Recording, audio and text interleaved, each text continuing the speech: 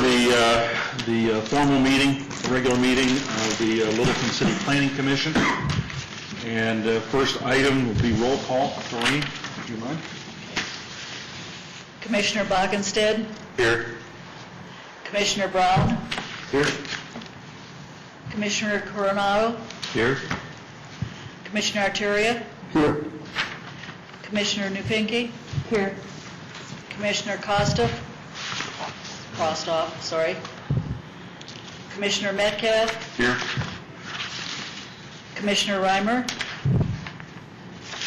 Commissioner Samuelson? Here. And Commissioner Strobopoulos. Okay. We have 6 regular commissioners and one of 2 new, I would point out, alternates. Welcome to the group. Minutes and agenda. Do I hear a motion to approve minutes of the February 23rd meeting as presented? I move that we approve the February 23rd, 2009 minutes. Second? Second. Any corrections, additions? Hearing none, I'll call for the vote. Since we don't have electronic, I guess we'll do it by show of hands. All those in favor of accepting the minutes, raise your right hand. Opposed? None. Okay. So we are approved. Okay, general business, being as how this is the first regular meeting of the, I guess you'd call it the commission calendar year. Our first item of business is election of officers, chair and vice chair, chair pro tem. How does this work? Is Craig voting then? Craig gets to vote, but the nomination and officers themselves have to be regular members. So since Craig is still an alternate member, he can't be Even nominated. though Pablos is not here? Even though Pablos, he can vote, but he can't nominate or be nominated. So, but he can vote, that's my understanding.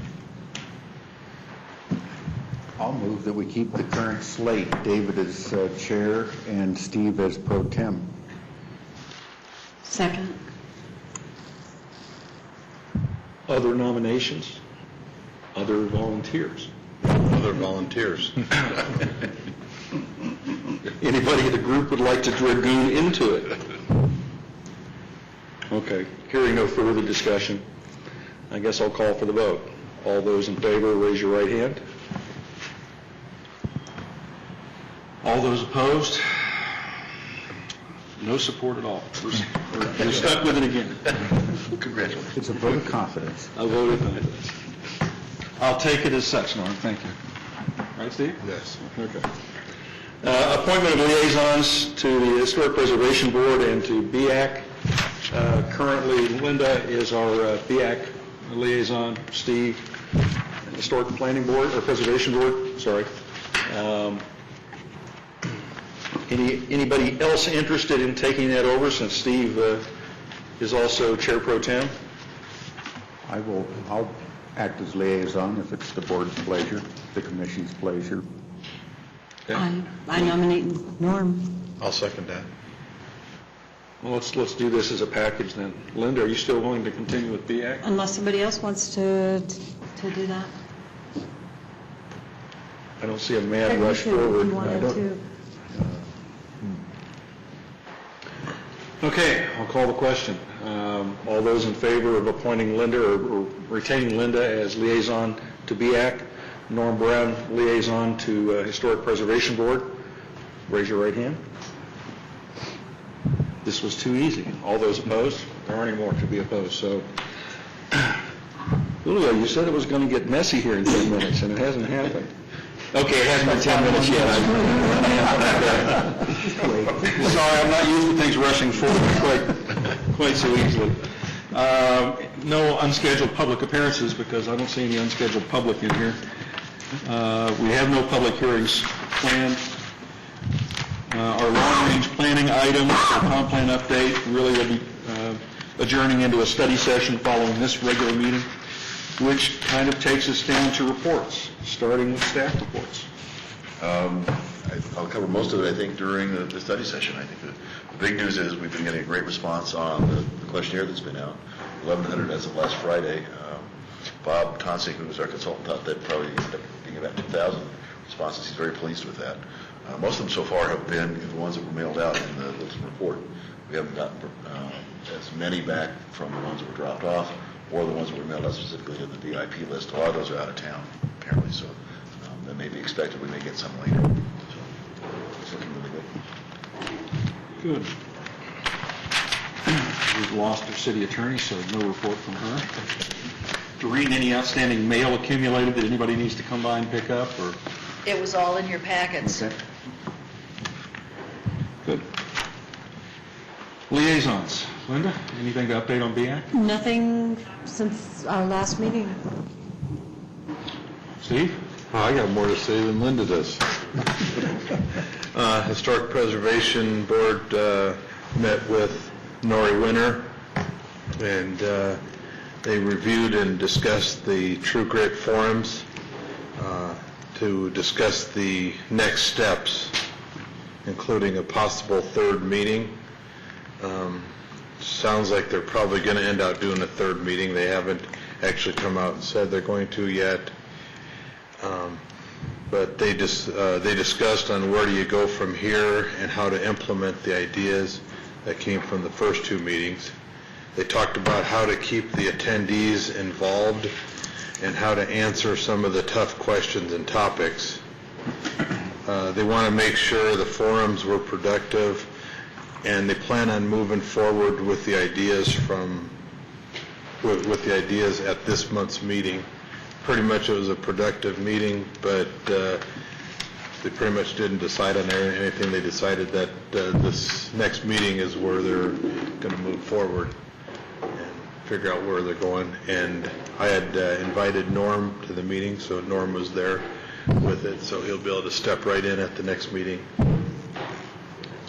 What an amazing coincidence. Step right into what? You know what you're stepping right into. What were some of the tough questions and topics that they had that came out of that?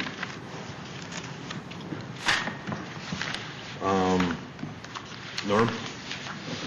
I brought up a couple things because they referred to wanting to deal with tough questions.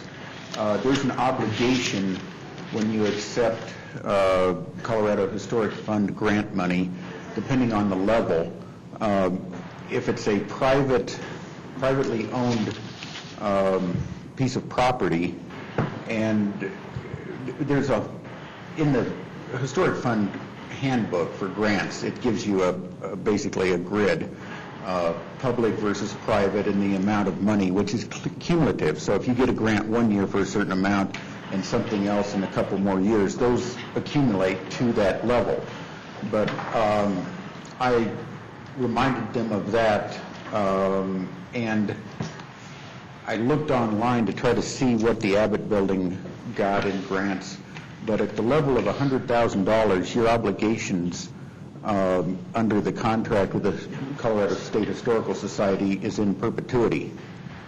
And I brought up a couple of examples of entities, one the state of Colorado over on the grounds of Fort Logan, and then a piece of private property, the Molly Brown Summer House at Wadsworth and Jewell, that both, after examining the consequences and implications, chose not to get involved in Historic Fund grant money.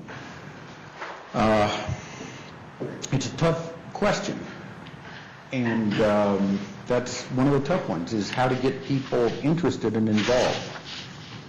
That's a précis. I could go on. So basically, Norm, if I understand it right, you're saying once you've accepted state money for certain aspects or an approach to historic preservation, you're then tied forever to maintain or follow through on that? Depending on the level of money you accept. Now, I believe that there's a threshold of $35,000 where it doesn't have to be read by everyone, but and I think the obligation then is for the next 5 years. I can get you that information. It is in the state Historic Fund grant workbook, that helps you know how to organize your application. The minimum participation of a historic group or, whoever is writing the grant is 25% of the grant amount. And I don't recall off the top of my head the maximum grant amount. I think it's been $300,000. So you can get a really significant amount of money. You leverage what you have. We do this at Fort Logan.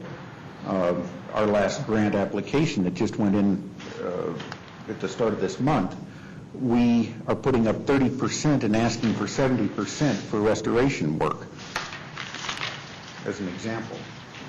So you're saying essentially at a certain dollar level, then you're bound to maintain that restoration work repeatedly as necessary. There are contractual obligations when you receive the money. There's no free lunch, basically. And that is a consideration for these property owners, whether it be the state, as in the director of facilities over at Fort Logan, and that's a gentleman who went through Planning Commission and on to be a council person, I believe in Longmont or Lafayette, somewhere up north. So he's very familiar with the workings of city, Planning Commission, State Historical Fund, and he works for the state over there. It's probably not as significant for something like Fort Logan, but for an individual homeowner, does this requirement, this commitment, go with the property or with ownership of the property? It goes with the property, okay. And that was the concern of the lady that owns the Molly Brown Summer House, is because she's director of the board representing the interests of the various family members, and she said, I can't obligate the family to not develop the property as a commercial development later on. That was her reasoning. On the grounds of Fort Logan, he said, Dennis Buck is the gentleman's name, he said there were too many restrictions and strings attached, and there was things are changing with the State Historic Fund. They're going to use a lot of that money to build a new state historical museum. But he said, even though there's a certain percentage set aside for restoration of exterior facades of historic buildings on state property owned by the state, I think it had been 10% of the total amount from gambling proceeds. He said it wasn't worth it to us because they sometimes find that the best route forward is new replacement windows rather than rehabbing the old ones. Despite my best efforts, and I give him my entire file about historic window restoration,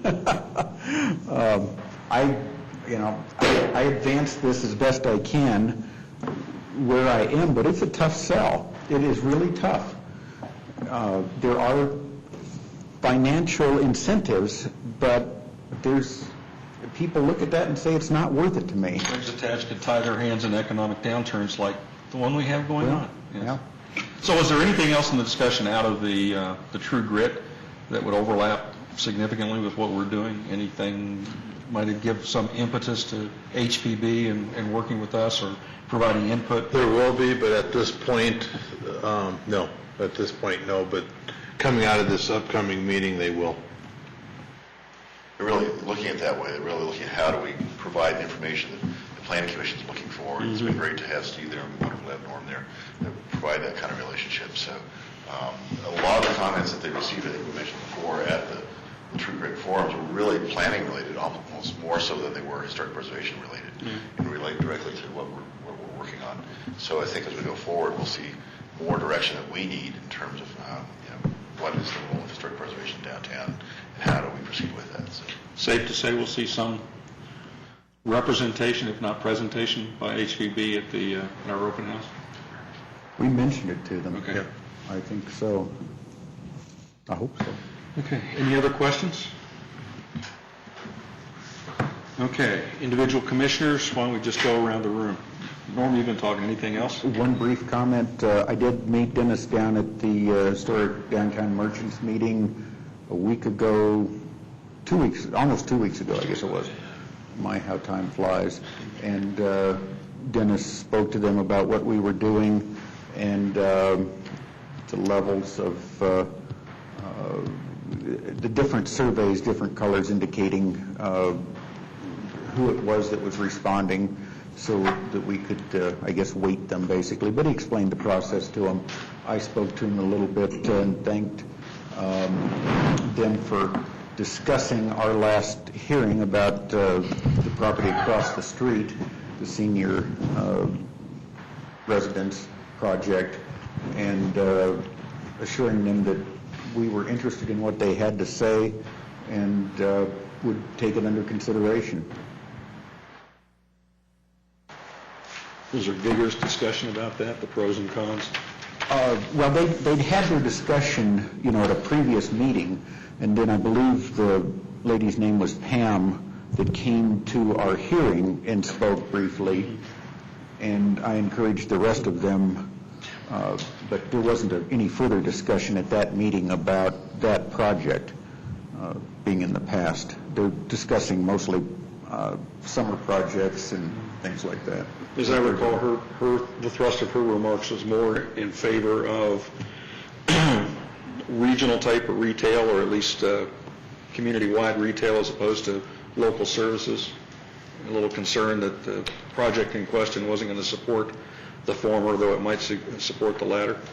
Was there any more discussion on that while you were there? Okay. No. And if she was there, I didn't recognize her. There was 5 people maybe. There were quite a few. That's good. Okay. Presumably, whichever way they feel strongly, we'll hear about it, which is what we're looking for. I hope so. Kurt? Nothing this time. Julio? Steve? Linda? District 4 community meeting will be held this Saturday from noon to 1. There'll be a self-guided tour of the mineral building, and from 1 to 3 there'll be some discussion. So it's going to be at the I think it's 1101 West Mineral Avenue, Littleton. So hope you can attend. I suppose I should introduce myself. Might as well, for the audience at home, the thousands of people listening eagerly. Well, I'm honored for the invitation to serve here. My name is Craig Coronado. I'm a 10-year resident of Littleton, and 25-year landscape architect is my background. Currently working with a firm called Olson Associates out of Lakewood, and had the good fortune of spending last year in China doing design and planning work. So it's quite a difference to bring it back here. The culture is quite a bit different. The urban development is quite a bit different. So glad to be a member. Glad to have you. It'd be nice to have a full tally of members again. Okay, no other comments from commissioners. I really don't have anything. One question. Dennis, in what you sent out to us, you met with another group from downtown? There's a group forming, downtown developers and property owners invited me to come last week ago Friday. I'm going again this Friday with Chris Gibbons, and they're just organizing themselves. It's always a good thing to have property owners feel involved in downtown. They're going to have a relationship with Hoodlum, the Merchants Association, but it'll be a separate group. And they're looking at what form does that take, and they're thinking about kind of longer term. Do they want to have some kind of financial mechanism as well? So it's going to be a little different. They're going to have liaisons between the two groups is the plan at the moment. So liaison from the developers group to and the property owners group to the Hoodlum group. So it should be a good relationship, I think. And they've Mark Bell, who's the president of the Downtown Retail Association, was at that meeting as well. So we've had a lot of discussion back and forth. Had about 25, 30 people here, so it was good. So not all the property owners, obviously, but a good representation, I think. They're very interested in what we're doing as well, and it'll be a good group, good contact list for us to target. When they get guns and girls, do we need to have a liaison there?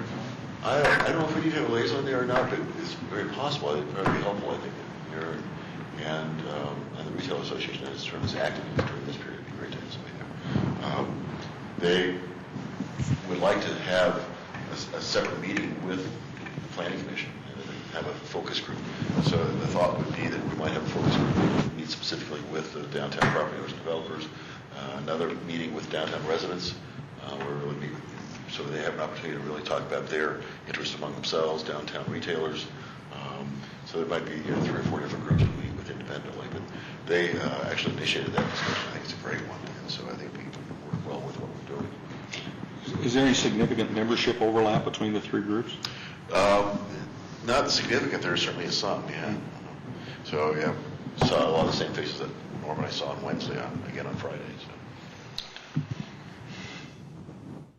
So. Okay. No other discussion?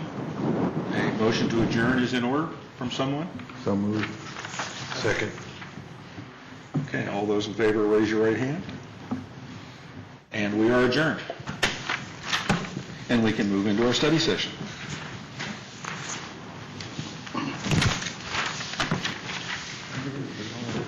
For which I don't think we need to do another roll call.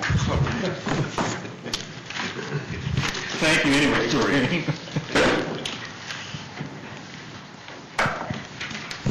Okay. That was a record regular meeting, 22 minutes. Mark that one down so we'll remember. We're ahead of schedule. We can take care of it, I'm sure.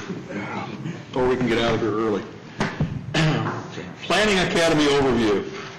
Tom Christopite, welcome as always. And you have things to say to us. Pleasure to be here. Well, first of all, you've all got a copy of this stuff, and I've only got very minor things to add, but I'd much rather respond to any questions if you've got some. And as you know, we'll be talking about it in more depth at the retreat, and so I thought this would be a good way to maybe get some ideas and feedback, maybe make some adjustments, go about business, as Dennis notes say. If you don't have anything to talk about, we can be out of here in 2 more minutes.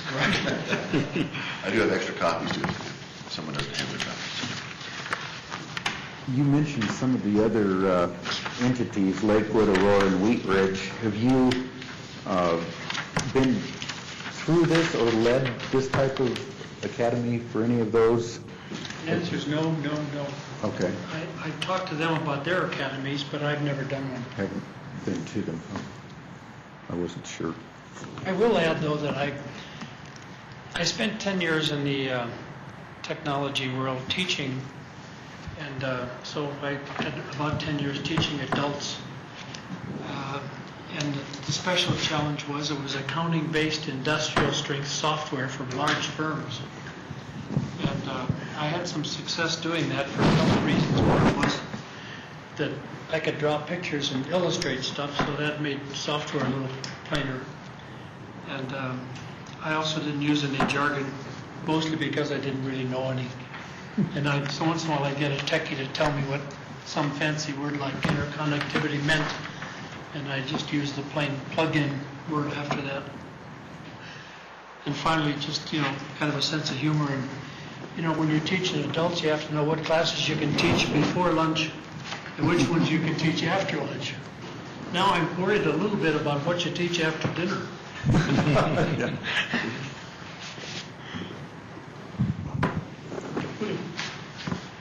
I'm looking at just the beginning of this, where you talk about overview of cities. And a thought had come into my mind earlier. One of the things that I guess I think that a lot of people don't know about is the difference between statutory cities and home rule cities, with the emphasis on the home rule, since the city of Littleton is a home rule and has a charter. I'm pretty sure that very few people, even around this room, has ever seen one, maybe except for Suzanne. The charter? The charter. The charter. And the reason why I say that is because every charter is different. And I guess that'd be interesting what makes this one and what's the advantages and disadvantages of the way this particular one was written. And I think that's a good insight of a lot of what goes on with the city, to be honest with you. And I think that's Like I said, I was just thinking about it, I'm just digressing as I'm speaking for a moment, but I think it's important that, I think if we're going to educate the people, and including ourselves, when I say that, it'd be nice to know about that. That's good. Also, I actually added another line to it, Julio, and that is the council manager form of government. That too Yes. has a impact on just how you do things. Very much so. Yeah, good idea. I like that. Anything else? I guess I had a couple logistical questions. How many attendees do you think would be manageable? Well, I think maybe the maximum 20, Dave. I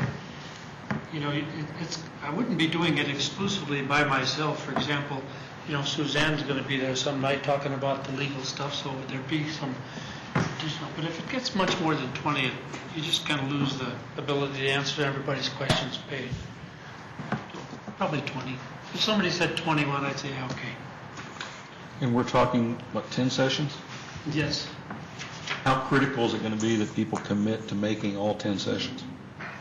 Well, you just won't get your certificate if you don't show up with perfect attendance. And that's certainly critical. I can see where that would dissuade people from signing up frivolously. Here's what I'm thinking about, and I'd be glad to have your input or response back, but I'm thinking about trying to get this, I'll say completed, the agenda completed in 9 sessions, and then have the 10th as, you could either call it a makeup session, or let's go back and do that again, talk about something that maybe didn't get covered to everybody's satisfaction. So that's my game plan, to respond partly to somebody also that missed one. Now, if they missed one, just on a real practical level, there's going to be some handouts, so they can easily call me and say, I want the handout, and say, okay. And if they need to talk about it a little bit, I would do that too.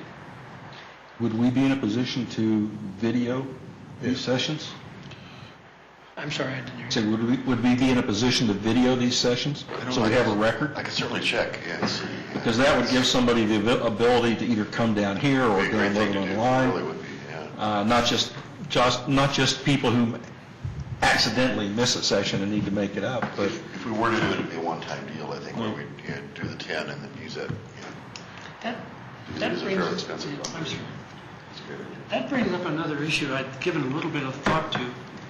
And I'm kind of guessing that after maybe 3 of these academies that we keep on going with the plan, the plan calls for 1 this fall, and then 2 next year, call it spring and fall sessions.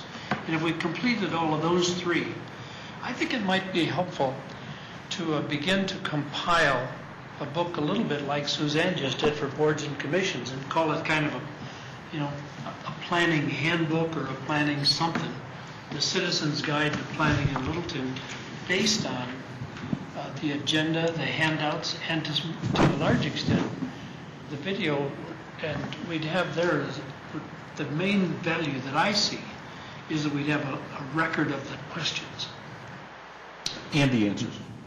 I was just thinking along the same lines, after you do either 3 or 4 of what I'd class as the routine or the basic, then it might be interesting to do a basic one time a year and do either spring or the fall, but then do the second one being somewhat of either a hybrid or something that's totally different, so that something that would spawn off, if you will, of your first 4 or 5 sessions that you've taken notes on and created a new format of interest. And I'll leave it at that, because in fact it could be anything where people are just, I think what's going to happen, to be quite honest with you, is as people come to these sessions, they're going to instruct and educate everybody else to what their needs are that we don't anticipate or haven't seen or wouldn't be able to project on our own. So that, it might be, I can't even think about what it could be, but the idea is after the 3 or 4 sessions that you already have, you can make a list. And then one of those sessions could be kind of like an answering to a lot of those issues. I agree with you, Julio. I think by far one of the biggest benefits will be to see what the issues are in response to each one of these agenda items would be triggering what people are really thinking, because usually, as you know, there's some issue for a public hearing and that's it. And you even doing the survey as you're doing now. But when you start taking these issues apart in great detail, I think we'll get a lot of interesting questions and comments. Yeah, the one that I always find really interesting is, it's a very simple one, but it's the difference between a public meeting and a public hearing. People don't have a clue what you're talking about, you know. To a lot of folks, they both mean the same thing, and they're really quite different. And it's interesting to get that level of awareness to folks. Well, we've got other interesting debates related to that public hearing, you know, that our friendly attorney can tell us about, and who can talk and who you can't talk to, you know, things like that. Yes. Really critical. And how long you can talk and whether the group to whom you're presenting is going to talk back. Also issues that have come up periodically over the last couple of years. Now, I think that this particular planning academy is a great idea. I'm glad that you took it on where Kent left off, because initially he was trying to get it off the ground, and then, of course, his life changed a little bit, and so I really appreciate the fact that you're willing to take up the slack, if you will, and maybe we can still even get Kent to come back and talk about some of the things at one of your other sessions or one of your sessions later on if this thing gets off the ground. This would be really good, because now he has a different perspective as well, not to mention his existing, the one that he's always carried with him. You know, Kent is on the agenda this week at the pub, Thursday night, 7 o'clock in the Buck Center, in case you're wondering.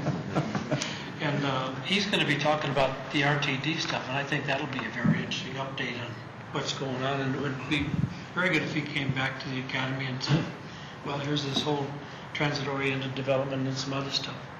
That'd be good. I don't know where that is on here, but we'll find a place. Well, under the transit-related development, under your third dot, under Part 3, where you have it. Did you hear what I said? No. I said on Part 3, your third bullet, Yep. you have under transit Oh, development. that's right, I do. Thank you. You're already there.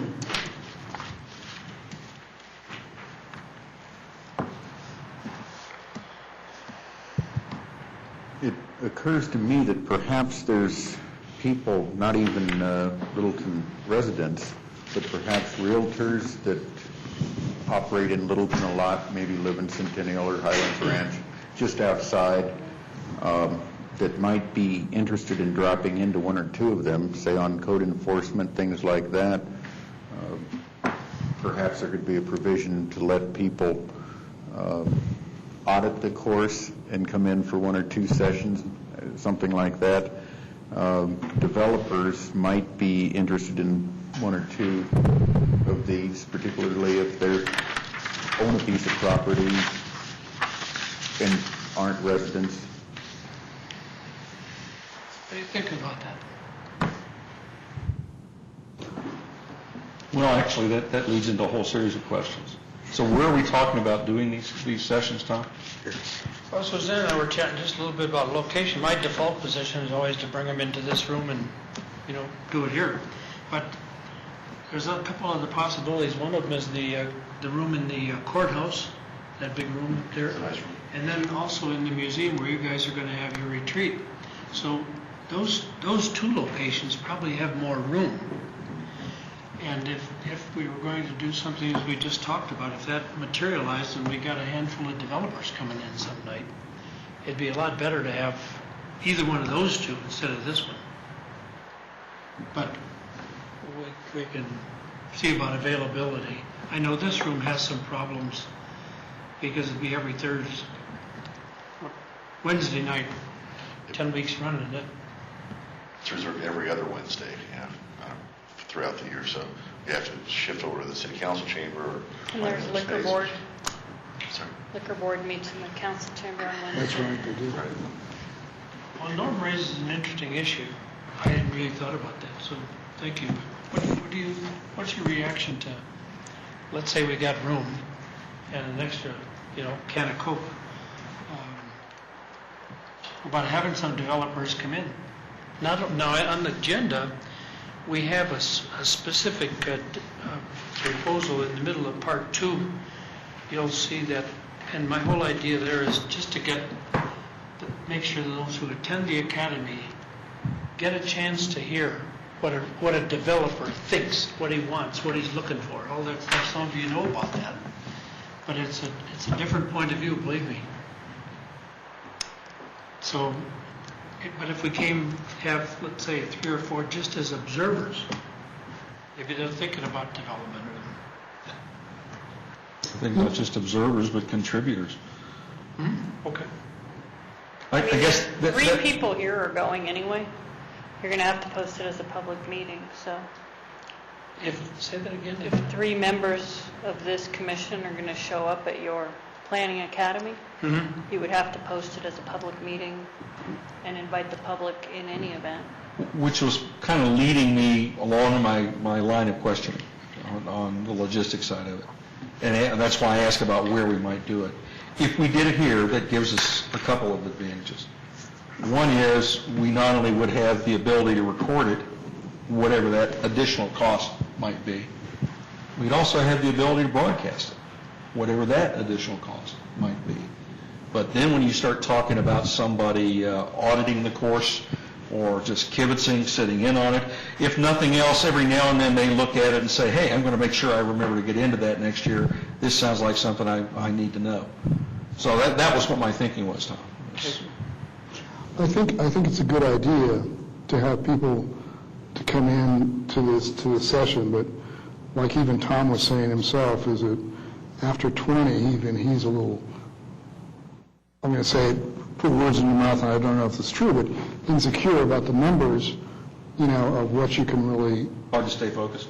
Yeah, and I guess that's, and I think with all due respect to what he's trying to do, I'm not opposed to the fact that people wanting to audit or just sit down and be quiet type of routine and listen stuff, but it's a totally different story if all of a sudden they turn out that they become, I don't know, I guess I'm going down a path I'm not even so sure I should be talking about, but the bottom line is, I think the fact that he's trying to create a number 20 to come to this meeting, come to these things, hopefully over the course of time, word of mouth will come around and people will have the ability to know when it's going to be and how often it's going to be, and have an idea of what's going to be taking place, because certainly they'll be advertised in a number of different surroundings, I would expect.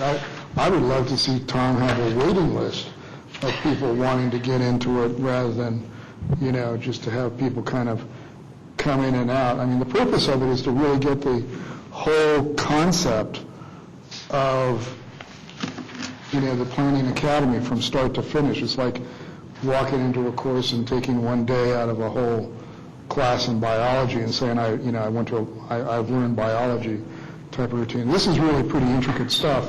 One thing is related to another. It's not like mathematics where it always equals a certain number, as we all know. And nothing's, everything could be more gray than it is black or white. And there's reasons for that, and that's a lot of the reasoning why I think Tom's going to hit upon. Or at least I'd expect him to, put it that way. Amen. I want to start talking about dollars, but before we get into that, any other comments, suggestions, questions about content or approach for Tom? I'm curious, how does one apply? Is the logistics set up for that? And how many would you anticipate I think they'll being just- interested in each? Yeah, I'm kind of guessing that there'll be a public notice, first come, first serve. Is that how the police academy works? I don't know. There is a waiting list for those. They begin to build up a list. Craig, this is nothing more than strictly a proposal yet.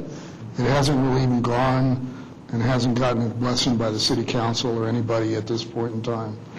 It's something that Tom has taken upon himself to put together and present to us, and trying to get more of a feedback, hopefully a positive one from us, so that and support, so that when it does go to the city council, it hopefully will get the appropriate recognition. So we're trying to flesh out the possibilities, the logistics, and then hopefully refocus it so that Tom doesn't find that he's taken on 4 times as much as what he anticipated when he first proposed it.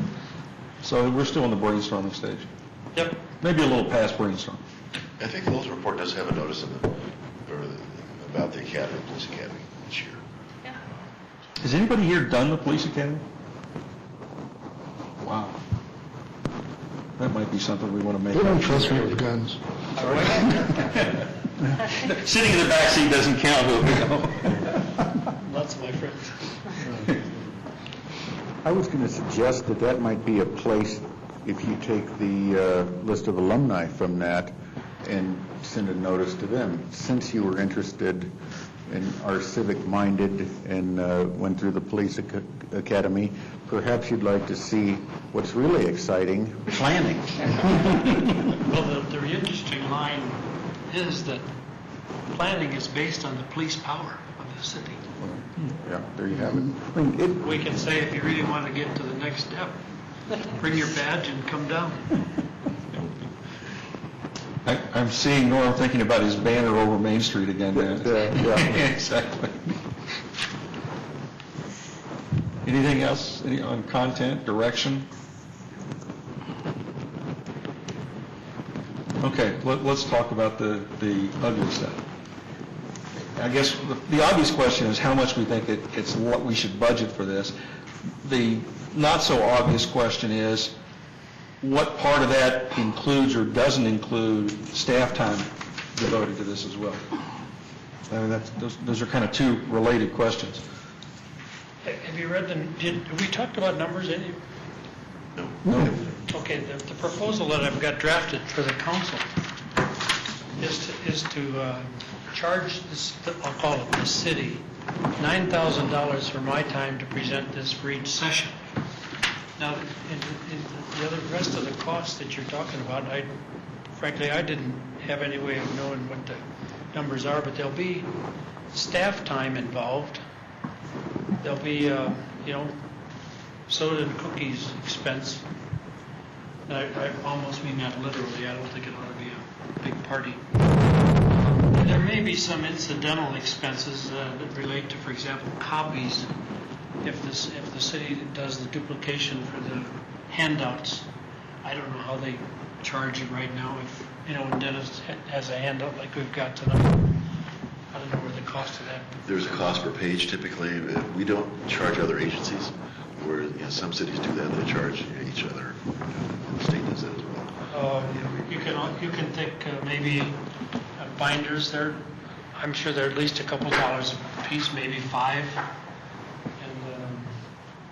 so I don't know what the total of that is, and I don't know whether it goes in the budget. I would think it might be illustrative to have a comparison between the police academy and whatever handouts there are, staff time, and maybe you can just go line by line and say, okay, we aren't going to need any money for gas to drive around. But use it as a template. High-speed chase. Use it as a template to start from. Yeah, just kind of to start to look at that and see your time compared to the time from people in the police department. And I guess I don't even know, not ever having gotten around to scheduling that, how many people they have in each academy class. But maybe you can... 25? It's about 20-something. Maybe you can work out a comparison there, and that would probably, I guess, put it in context for council or anybody else considering the cost. I doubt they track the copy costs or anything like that, though. Okay. I mean, they probably just make them and support And the... do you think whatever cost came out of the police department? Okay. Yeah, I mean, I think that would be similar here. If we had council direction to do this, it would all come out of things. Right. We probably just need to increase the budget a little bit to accommodate, but it would come out of our budget. Yeah, and staff time, it would Right. just be council direction to attend, and we would attend, so there's no... Yeah, I think I wasn't worried so much about the cost for the staff time as dollar cost, as the cost and distraction from other activities, the commitment that we'd be looking for from staff. My costs are based on estimate of time, rate. I think I used $150 an hour. Somebody told me that was comparable to, maybe guys like, with the historic, what's his name? Yeah. But I don't know. So I'd be glad to have any information about that.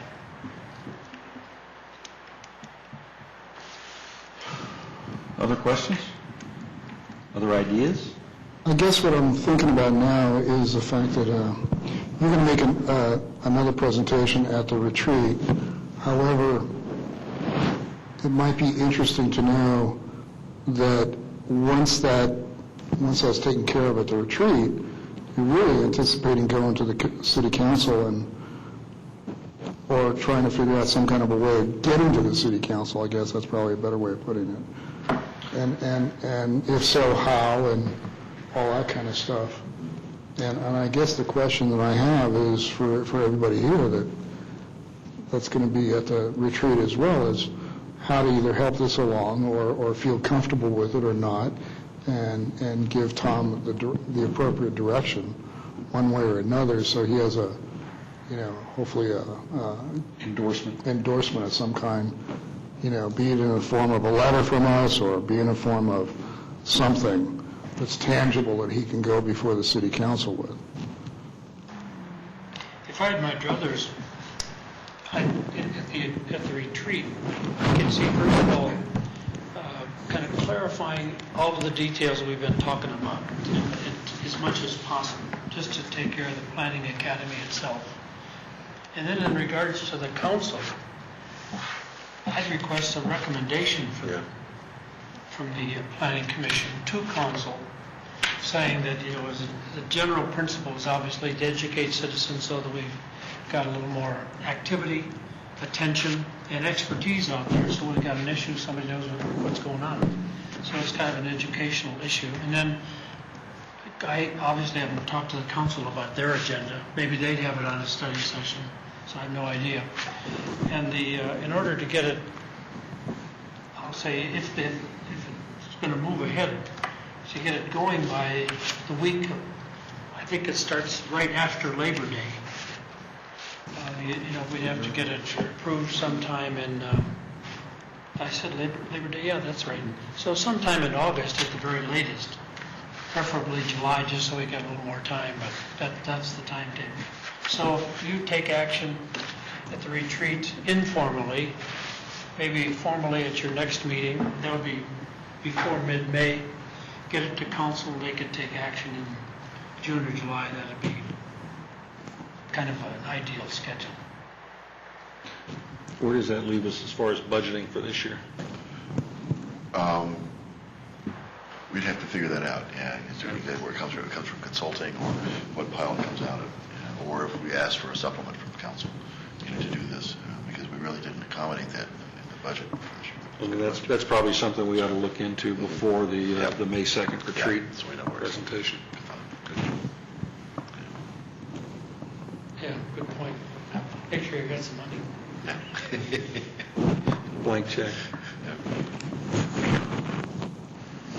Council people may be able to suggest to you or suggest to some people, based on calls they've had, also candidates that would be or should be interested in this.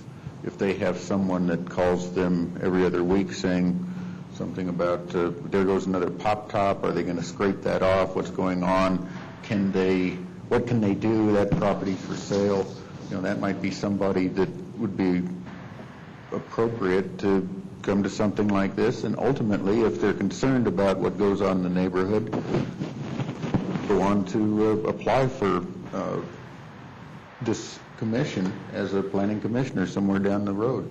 You might want to think about how do we get the most ripples coming out of this too, if we do it geographically to some degree, or so we get people in different sections of the city, or different interest groups, or different neighborhoods, or how do we actually do this, get as much impact as possible. That was part of my thought, that the council persons, represent a district, and then of course the large ones would have, people that they just know that perhaps associate with at one of the other, say, Friends of Library, Museum, Historic Littleton, they may have somebody that seems very interested in some of the aspects of what goes on. And the other thing Tom had talked about, if you're still thinking this or not, Tom, is to go through the logistics at the annual meeting, but also maybe do a quick kind of run through in terms of here's what the actual material might look like as well, and to take people through kind of an overview of the sessions themselves. Are you still thinking that might be a good thing to do at the annual work session?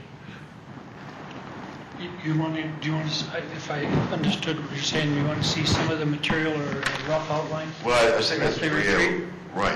I think one thing we talked about earlier as an option was to not only talk about the logistics of it, but also maybe just do a dry run, a real quick one in terms of here's what we might be covering. Like a sample portion of Yeah, one of or the maybe- session. Maybe just pick out a couple of these topics and just say, Right. okay, let's expand on it a little bit and see where we're going to go with 2 or 3 of them. Dennis, how is that different than what he has supplied for us here? Oh, I think just expand on it. Just expand it, yeah. Oh, okay. If I do that, you'll have to pass the test at the end to get. That's right. Or we won't get our certificate. Yeah, we won't get our certificate for it. I guess one question I have as far as when we do, assuming we go through all the process, get all the details worked out, set a budget, find a way of covering it for this year, get it to council, and council endorses it as well, then publicizing it, and I'm not going to say controlling, I don't know how to put this. Is first come, first serve with only 20 spots the way we're going to really want to do it? Do we run a risk of, if between now and then some really hot topic comes up, the first 20 people to sign up are the ones who have an axe to grind?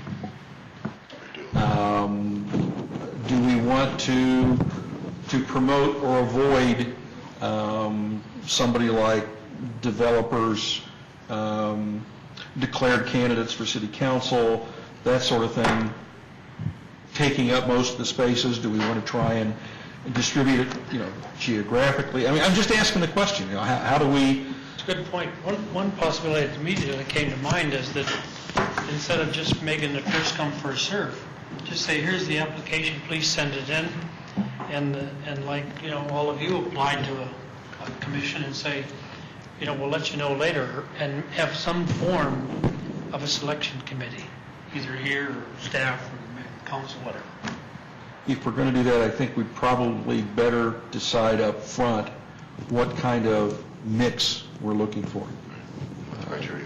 Yeah, and diversity, I think, dedicated to the idea of what's going to make a really collaborative, interactive group rather than filling slots. But I mean, if we're really looking to make this an interactive session rather than just some people taking notes, I think if we set our criteria up front, we can avoid a lot of, not a lot of, Suzanne, what's the word? We might minimize the complaints about who got selected and who didn't. Yeah, I think you just need to be careful about how you draw those lines. I mean, having something neutral like citizens before non-citizens is fine, but once you get into, candidates versus non-candidates, then you're in a political speech issue, and there's a lot of other factors that you don't really want to mix into. I mean, the problem with having an application is if you're going to have an application, you really need some criteria. Right.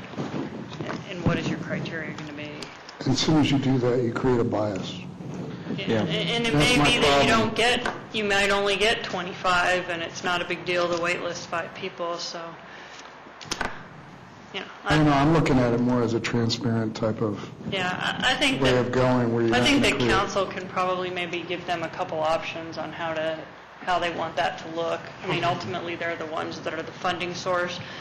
Do you want this just first come, first serve, citizens first, or do you want to have an application process? If so, who do you want to make the decision? I'm not looking I'm looking to make it any more complicated than we have to. I'm just trying to anticipate bottlenecks that might develop and what our response would be in advance, so we're not deciding it after the fact. So I think that's something we need to talk about or think through, Suzanne, between now and the retreat. One thing that occurs to me is a phone call to Lakewood, Aurora, and Wheat Ridge to ask them how they chose the participants. You listed those as people that had done this planning academy, or perhaps Kent just say, well, here's what didn't work and here's what did work. The other way would be like the military academies, you're sponsored, I guess, recommended by your representatives to Congress. So go to the council person to make the recommendations from the citizens in that district. That's their constituents, and possibly they would be more familiar, 3 from every district perhaps, including at large, something like that. It's a possibility. Then you would seemingly have a mix. I don't know if that's really workable or not, but whatever, first thing I'd do is call Lakewood, Aurora, and Wheat Ridge, or anybody else that's done a planning academy, and ask them. They were in the 20 range, and some of them, they had different lengths. They generally had about a 2-hour class evenings. Some of them ran consecutively, as we're talking about, some skipped around a little bit.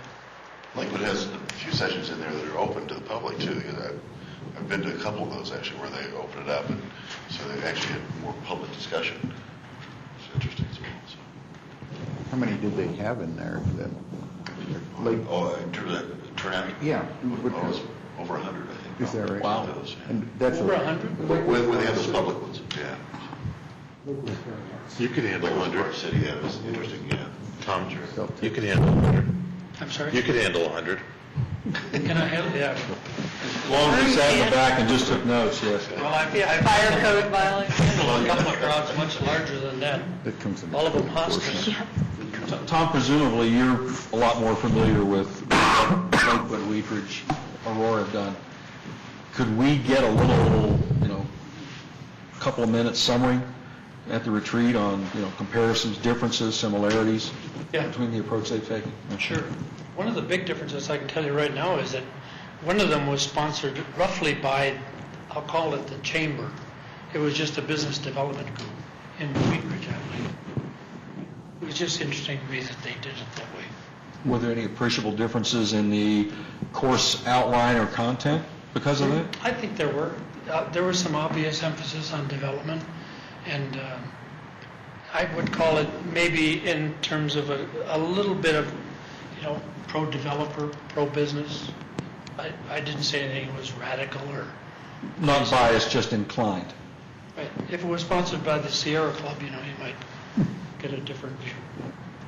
By the way, Norm, when you asked earlier about did I ever do one of this before, and I suddenly, from the depths of my memory, I actually did one once. It was probably in the early 70s, and I actually taught a class at Arapahoe Community College for something called Factors in Urban Development. And it was basically a matrix with all of the land uses, the usual selection of about a dozen, and then all of the factors going across the other way. The sociology, the the economics, et cetera, et cetera, et cetera. And the whole class was just a discussion of all these little intersections of all of those factors. It was kind of fun. I think I might have had 8 or 10 students. Did they go on to great things? Did they go on to great things? Yeah, they all did. Everyone. Yeah. There's a few other entities that I'm familiar with that do some similar types of academies. I know the Downtown Denver Partnership has one every year. Who does? And the Downtown Denver Partnership does a sort of citizens academy. It'd be interesting to hear how successful they are with that. And also the Transit Alliance does one that's more focused on transit-oriented development. And they've been doing that, I think, just for the last 2 or 3 years, and it's very competitive to get into those, but it's all voluntary. Who runs that? It's just transitalliance.org. Okay. It's a group that works with RTD on TOD work. Okay. That's good. I'll check them out. Presumably by now Kent's heard about it, and we can pump him for a little information on Thursday.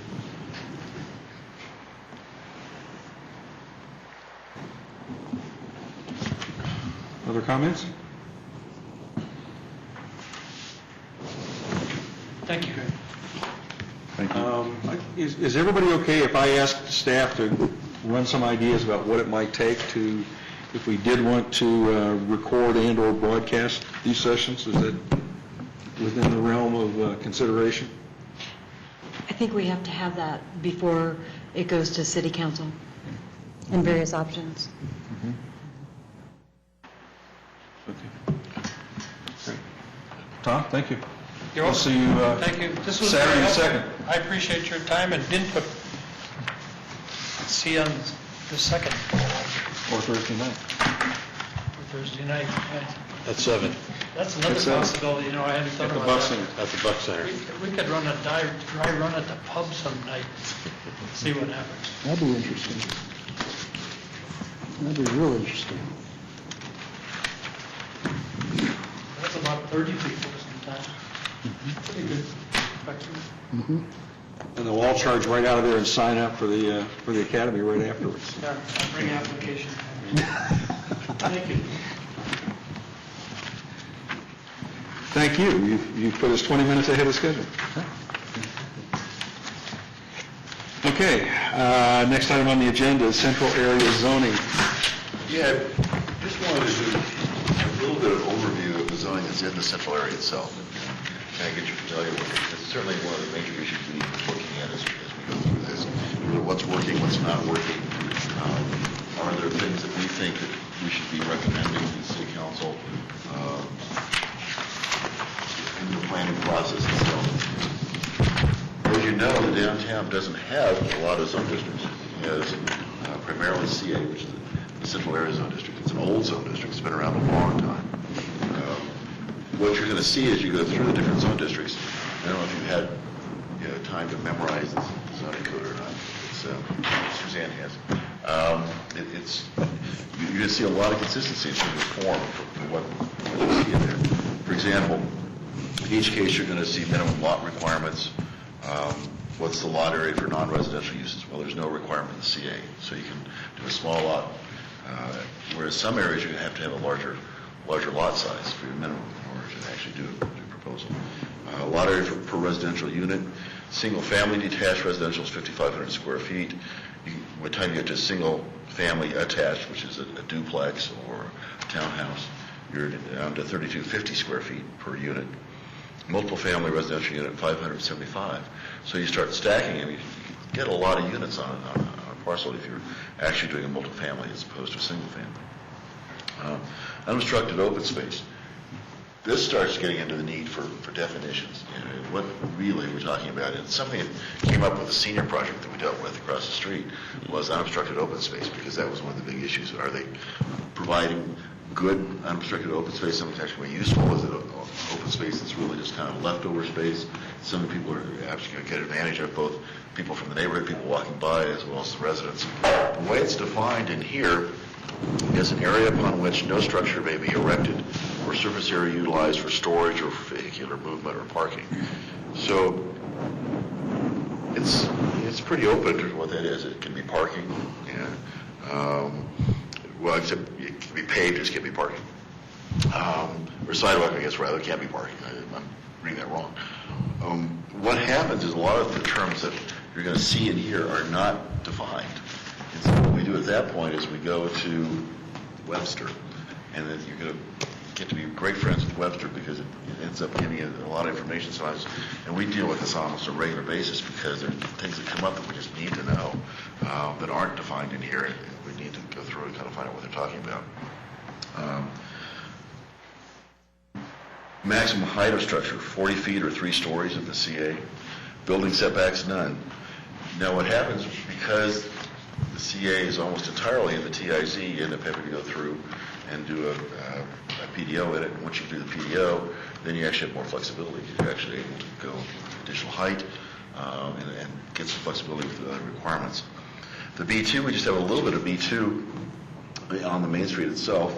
And I think one of the questions we need to look at is that something that should stay there? Should all of downtown be CA? Should the B2 be rezoned to CA? What's the rationale for it being there? Is it working well? Is it not working well? But I think that kind of discussion. Community business provides retail and personal sales. Lot area, there's none. Again, unobstructed open space is 20%. Maximum height structure, there's no requirement, no limitation. Minimum floor area to ratio. Does everybody know what a floor area ratio is? It's basically, I think the easiest way to say it, if you've got a 1,000 square foot lot, if you've got a 1-to-1 floor area ratio, you can build 1,000 square feet of structure. If you've got a 2-to-1, you can build 2,000 square feet. So you can actually start getting fairly sizable structures, because it doesn't include parking Even structured parking is included in that FAR. If you're familiar with the high-rises around Cheeseman Park, for example, those are pretty big buildings. That's a 3-to-1 FAR. That doesn't sound like much. A lot of the buildings downtown Denver are 4-to-1 FAR. So a 2-to-1, you're starting to get, fairly more sizable structures than you might realize. By the time you don't use the full site, you actually start, looking at what your alternatives are. The B3 General Business District provides a wide range of retail sales. Lot areas, again, there's no minimum lot area size. Unobstructed open space is 10%. Maximum height of structures, again, there's no limitation on that. And maximum floor area ratio is a 3-to-1. So again, that could be a fairly sizable site. And building setback, there are no setbacks on that. And R5, which as we know is the residential area, the northwest portion of the central area, is the residential area. It does have a few little quirks in it, that it does allow medical and dental office buildings. And all we can think about is why that's allowed is because I think it evolved perhaps when people had doctor's offices in their houses. The doctor may have that as an office in the same house he lived in. We haven't seen anything else that explains why that we have that one type of office that's allowed in the R5. It provides for a little more residential setting, a 6,000 square foot lot for residential, 600 square foot non-residential. If you're doing residential unit, you're talking 1,000 square feet per residential unit. So it's again less dense than in the CA, where we're getting down to 575. Lot width and front setback, which we haven't seen before, 60-foot wide lot, where we haven't had those restrictions before. Unobstructed open space 25%, so more unobstructed open space. Building setbacks, the front setback is 20 feet, the rear setback is 20 feet, and the side yard 5 feet on the north, 10 on the south, and 10 on the corner. So again, a much more residential sense to it in terms of it's a house sitting on a lot with open space around it, whereas in the CA, it's not the sense of what the zoning was requiring. Maximum height of structure is 30 feet, and then you get an additional foot in height allowed for the following setbacks. For every additional 1 foot, you get an additional foot, and side, same thing, another foot. Again, if you are following a plan development overlay, Chapter 9 of the zoning code, then you actually get to look at more flexibility.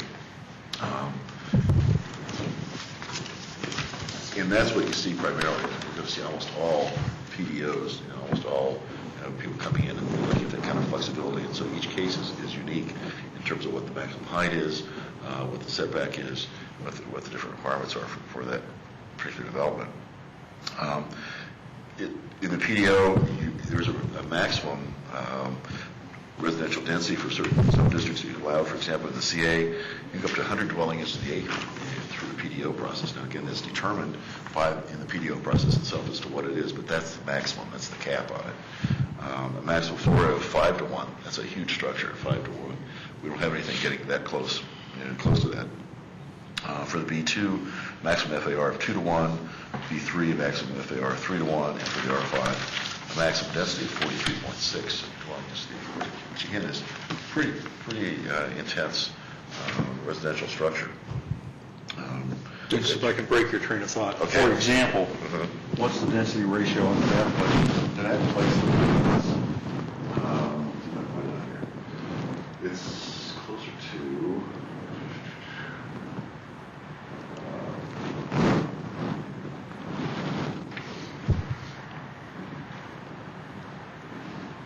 I think it's more like 36, but I'm finding it right now. But I'm finding it circling through.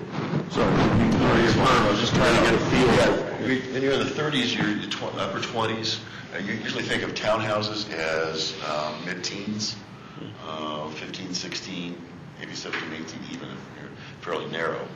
The time you get into stacked flats, you're in the 20s, upper 20s. So you're actually putting units on top of each other. And then more than that, you're really starting to stack units above and beyond that. So. But fairly intense in terms of what you're looking at. 43.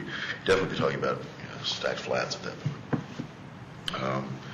And then we've got the Planned Development District, PDC, the Planned Development Residential District, and the TIZ, of course, is the Transit Impact Overlay Zone. And as you know, it's kind of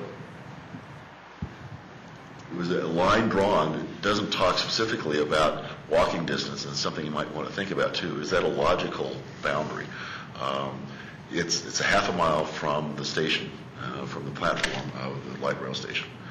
And so that means that the Alexan project is out of that, whereas the west side of Woodlawn is in it. And just in terms of how people relate to the light rail, relate to downtown, and feel walkable distance, is that a reasonable boundary? Or we should be talking more about what is actual walking distance, walking time, and what area really relates directly. Because that was the intent, is to say within that area we're going to see redevelopment, we're going to be looking at the impacts, and it may be something you might want to think about. Within that area, again, you go through the PDO process. I think I'm going to interject something Okay. for Craig's benefit. When we got involved in this whole discussion and the update for the comp plan a year ago, most of us were new members or had been alternates. One of the first things we looked at was the TIS, and if we were to start our discussion for the new comp plan based on the downtown area, a good half of that TIS zone is outside the downtown area, in the residential area over across the railroad tracks. So we spent a lot of time debating just exactly what area we're really calling the central area downtown. And I think we're still kind of going back and forth until we hear from our public feedback and open house about whether we hew to the existing definition of central area or we start expanding it because of the considerations that the TIS imposes on the impacts to that residential area across the track. Does that summarize things pretty well to bring them up to speed, everybody? Thank you. As you know, the zoning director, and one of the other big questions, of course, is the parking requirement. A lot of jurisdictions, the parking is more tied to the zoning than it is here. In our case, it's tied to uses. So it's, and I think it's one of the big questions we have for downtown, of course, is the parking requirement logical? It's something we need to look at more directly, and specifically, and do we have recommendations for how that should go? The zoning talks about location of parking, where can it be? It talks about use of shared parking spaces, which it encourages.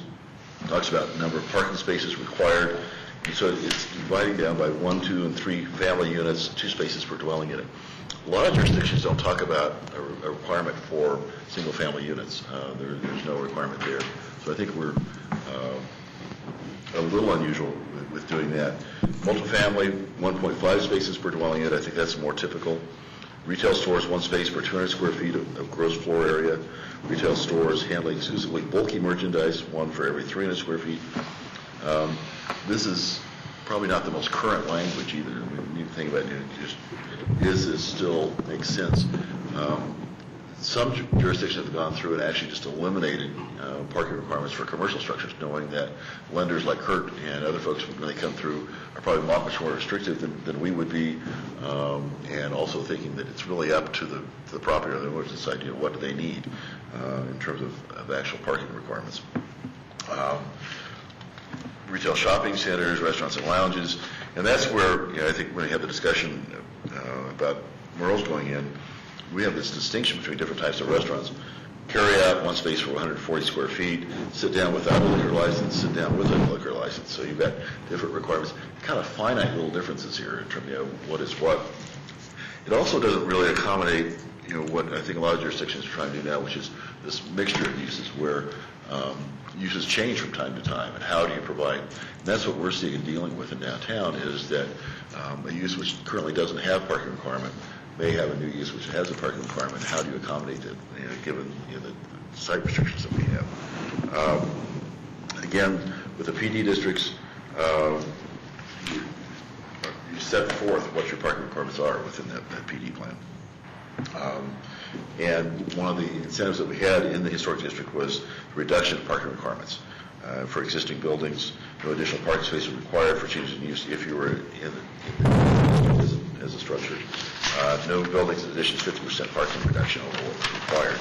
So that was one incentive, part of the discussion that hopes to come out, I think, of the historic preservation forums is what kind of incentives are out there that make sense at this point, because that may not be the most logical incentive at this point. Did a little bit of comparison of parking requirements with other areas similar to downtown Littleton. Old South Gaylord, for example, dwelling unit is 1.5 spaces per dwelling unit. Retail is 1 space for 200. Gross floor area, eating place, 1 for 200. Office, 1 for 500. Cherry Creek North has its own. It's 2 spaces per dwelling unit, 1 space for every 300 square feet of gross floor area, whether you're retail or office. Again, with the thought that you could trade back and forth between office and retail. They didn't know what the use was going to be necessarily. They also were trying to encourage the retention of smaller scales, structures, smaller scale properties, and so they had this sliding scale put in place that if you're a very small parcel, in order to encourage you to be able to use that space, your parking requirement was far less significant than if you had an assemblage and had a much larger parcel. So it became much more onerous for someone on a larger parcel to provide parking. And that's worked, I think, fairly well for them. Old Town Arvada, 2.2 spaces per dwelling unit. Retail, similar again. Eating bar allowed 3 seats. I think what you're beginning to see is that there's a lot of variety in terms of what's out there, what works, and it's very possible to try and tailor to your own needs. Often, you try and find national standards, what's available, and tailor it to those to the latest information. But I think kind of based on experience too, in terms of what makes sense for Littleton, and really tie it into what the goals are. What are the goals for the downtown? What's our vision for downtown? And what's this as an implementation tool? What should be the charge for all these implementation tools? So we don't have to get into details with this, but other than to think about, it definitely has implications for can we achieve our vision or not, and what's our direction as we get into parking, as we get into the other tools for what do we want to achieve. So, Suzanne, is that on the right track? Yeah, I think it's, Okay. really good presentation. Downtown Golden, again, I think maybe more similar than other places to downtown Littleton in terms of kind of the character and what they're trying to achieve. And begging the question of the role of the city or the downtown merchants or the community in terms of providing public parking. It's just, here are the standards, for the individual. But so it all has to be combined in terms of if there is a financial structure put in place for downtown, what's the role of that group as well as the group of the city and the individual retailers to look at all these things. So, questions about any of this at this point? Prior to tonight's meeting, I brought up the question to Dennis on the project that we just approved across the street being 1 parking space per unit. I want to give your response on Well, that. that's one of those little quirks that you have to keep digging through the zoning ordinance. But once you dig through enough, you'll find out that senior facilities are allowed to have 1 space per unit instead of 2 in a multifamily structure, with the thought that there's probably less people driving. So, and again, those things change over time. The market's changing for senior housing. Is that still true? Is that something that we should be still accommodating? If not, do we need to reflect the changes in the market? So I think it's one of those things that can't stay terribly static. It really needs to reflect the current conditions, so current marketing, current financing as well. So, but again, based on what's our goal for downtown, what are we trying to encourage, what really makes sense for us. So. Just as a follow-up, I have a couple of thoughts. Using the premise of changes in market, I guess I look at what we have as a downtown area and in relationship to the zoning categories we currently have, I find them to be extremely dysfunctional as it stands today. What's amazing to me is how old the CA zone is. It's not 10 years old, it's not 20 years old, it's been around a long time. So. But I guess my comment is as I'm talking about that, for such a small area, there's a ton of zoning districts, and they're also different. Right. And so They're also what, Julian? different. Yeah. And I guess I'm when we look at this, I think we really need to look at it a little bit closer, what we anticipate or what our focus is when we're doing a comprehensive plan, so that when we get to the zoning and the parking, we have a better idea of what should stay and what should go.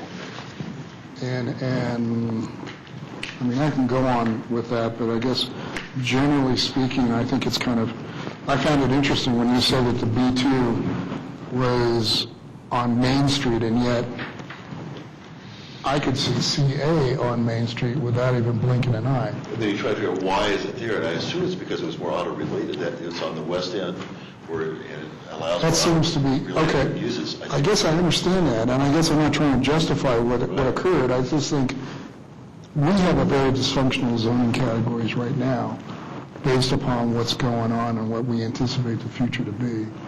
And I guess I'm hoping that by stepping back and doing this overall central area, we'll have the ability and foresight to kind of figure out which one of these elements or how we want to see some combination thereof and things of that sort.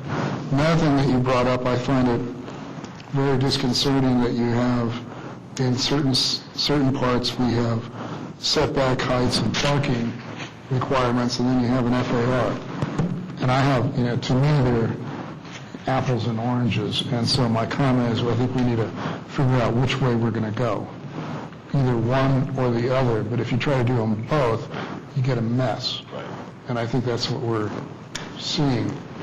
I think what's worked, anyway, enough said on that. I guess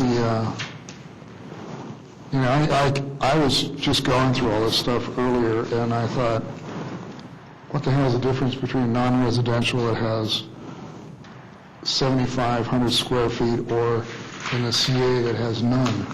Chances are you're going to have something if it's going to be some type of a commercial anyway. What do we care?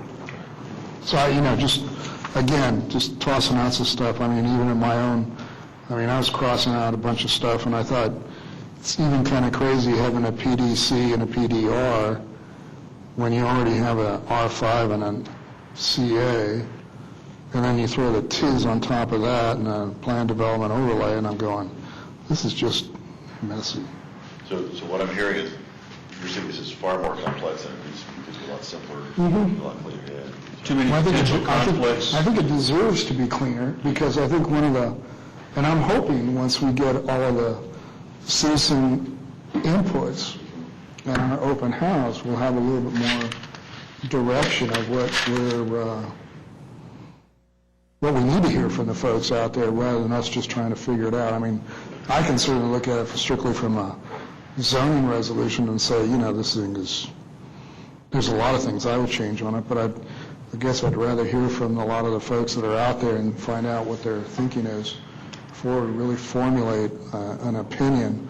Since we're going to this effort to get this public input, which I think is going to be extremely important, and a lot depends on, how many people we get back. I mean, even though we're going to get maybe close to 2,000, dealing with the survey, but the survey doesn't address a lot of this stuff. Right. So, No, I think this would be a great document if there was a way to distribute it for the purpose of the public input, especially when you talk to the merchants and the people who are somewhat familiar with it. But when you put it down this way, and the reason I like this is it becomes a little more screamingly obvious what some of the issues are, where it's a little harder to tell when you're trying to put the comp plan with the code and you're just sifting through, because a lot of this is in a different chapter. You have to flip from the PDO and then back to zoning and that sort of thing. And when you look at it in this way and you put all the parking together and all these things, it really focuses people, and especially with some of these comparisons, I really like that part too. I think this would be a great one to hand out to some of those focus groups before you got there. It to me, just really popped out some of the issues. The other thing that really strikes me is that if this builds out, even without the PDO process, downtown looks nothing like it looks today. Correct. And that's a decision was made many years ago when the CA zoning was put in place, and the R5 was put in place. So it's very, very different. So without getting into the questions of how criteria would shift with the simplifications, everybody, where does everybody stand on, do we agree with Julio that it's a fairly chaotic patchwork of zoning and we need to look at simplifying, clarifying? Is it general agreement with that? I think we have to. I think personally, to be honest with you, I'd rather wait until we hear from everybody else, because when I was looking at this other sheet, and I looked at it again, especially as Dennis was talking about it, I mean, I had underlined some things, but, if I was to take a good look at, from my standpoint, I guess I'll pose the question. Of these 4 examples on page 5, which one of these mostly reflect, in your mind, not to say you're right or wrong, Littleton? Just as a little point of, little test for yourself, of just looking at it and trying to get an idea. And I'm like I said, there's no right or wrong on this. It's just a matter of and that's what I guess I agree with Suzanne. It'd be really nice to hear that from the citizens, property owners, et cetera, what they're thinking about. Because like you said earlier, we're looking at uses versus the dynamic of downtown Littleton. I mean, for all intents and purposes, in one part of downtown Littleton, we may say no parking is required, and yet in a totally different one, we might say, it's got to be X, Y, Z. The other thing is that when we looked at the Nevada place, the one that's over here, the new one, I was even thinking about that this last weekend. That might be the last remnant, in my mind, of multifamily I want to see around here. Maybe I want to keep the rest of downtown area, the smaller community, so it remains more in a small town feel to it. When you're not having these explosions of high density, either through FARs or setbacks and all the other height and all that other stuff, and really change the whole area. I mean, that's something we need to think about before we kind of just allow the zoning to dictate it. I guess what I was trying to get at, Julio, was is there a consensus among us that one way or another, the patchwork of zoning we think needs to be simplified? The question of how, what criteria, what measures we apply to it, we're hoping we're going to get out of the public input, right? I mean, is that generally the approach we're all taking toward this next step in the process? Because the question will come up. I mean, as we go through these debates, especially at the open house, it'd be nice if we're at least on the same page on where we're thinking, where our thinking is. I guess for the record, I'm going to just say is, I guess my comments, even though I said what I said, I'm still have an open mind about whatever comes out of that meeting, because I'm really, when we go to the open house, I'm really hoping to listen and not mandate or give my own personal feeling of what I think from a professional point of view. Well, right now, what I'm thinking about is that the focus groups then follow the open house. So we hear the general comments, and then we take that and go one step further with these focus groups. And then say, okay, here's what we've heard, tell us more. And this is a great opportunity, like the Suzanne, you said, that I think changes are, before we kind of, I can certainly give you a feel of where I'm thinking now, but that's certainly subject to change, depending upon what I hear from everybody else. I mean, it's only us, and there's only, 10, 12 of us at max at any one time that are really kind of doing this, and we don't have any public input yet, and I guess I really want to see that. In my mind, it all comes back to just making sure that whatever we do with this, it is designed specifically for achieving what we want downtown to be. Right. So, and it's very easy to do that. Well, relatively easy to do that. Once you know what you want downtown to be, you certainly can do that. You can tailor it. But like you were talking about, FARs are 3-to-1. I don't see that for downtown. No. I don't even see 2-to-1. Right. And I even question, and 1-to-1's not going to happen the way it works, with the land masses we currently have. Right. So, that's why I kind of lean. I said, we got to make up our mind. What are we going to do? Well, I'm very interested in the R5 area and the people that live there, that have lived there for a long time, on what's going on, what their feelings are on what's going on around them, living in an area that is not built up the way the zone is zoned to be looking, and with the changes all going around them, I'm very interested to hear on what they want.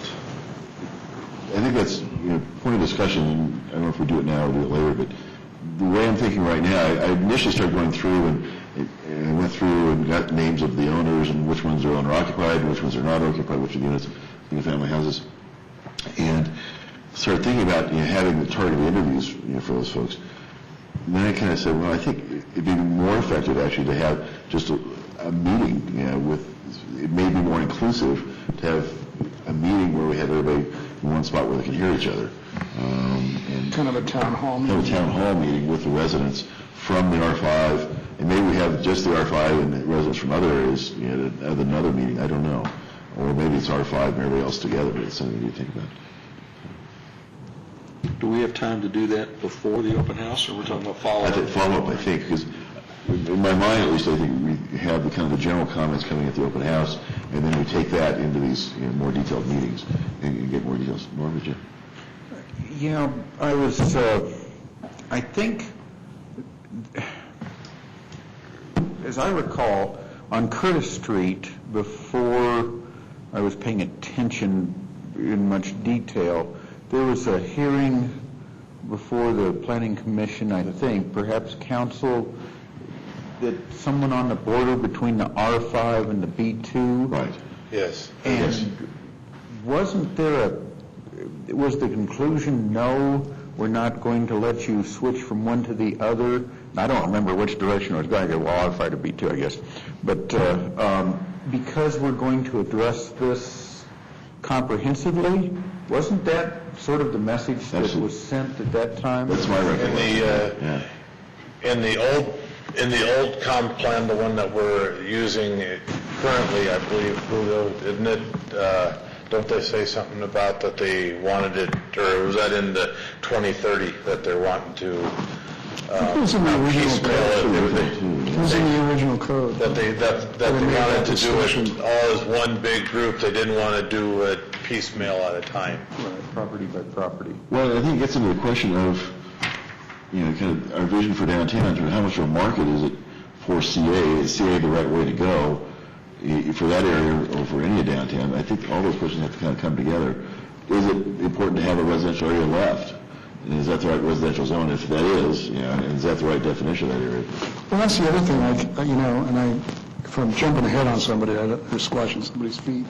The R5, for whatever it's been, has been there, like you said, Stephen, it's been there for a long time.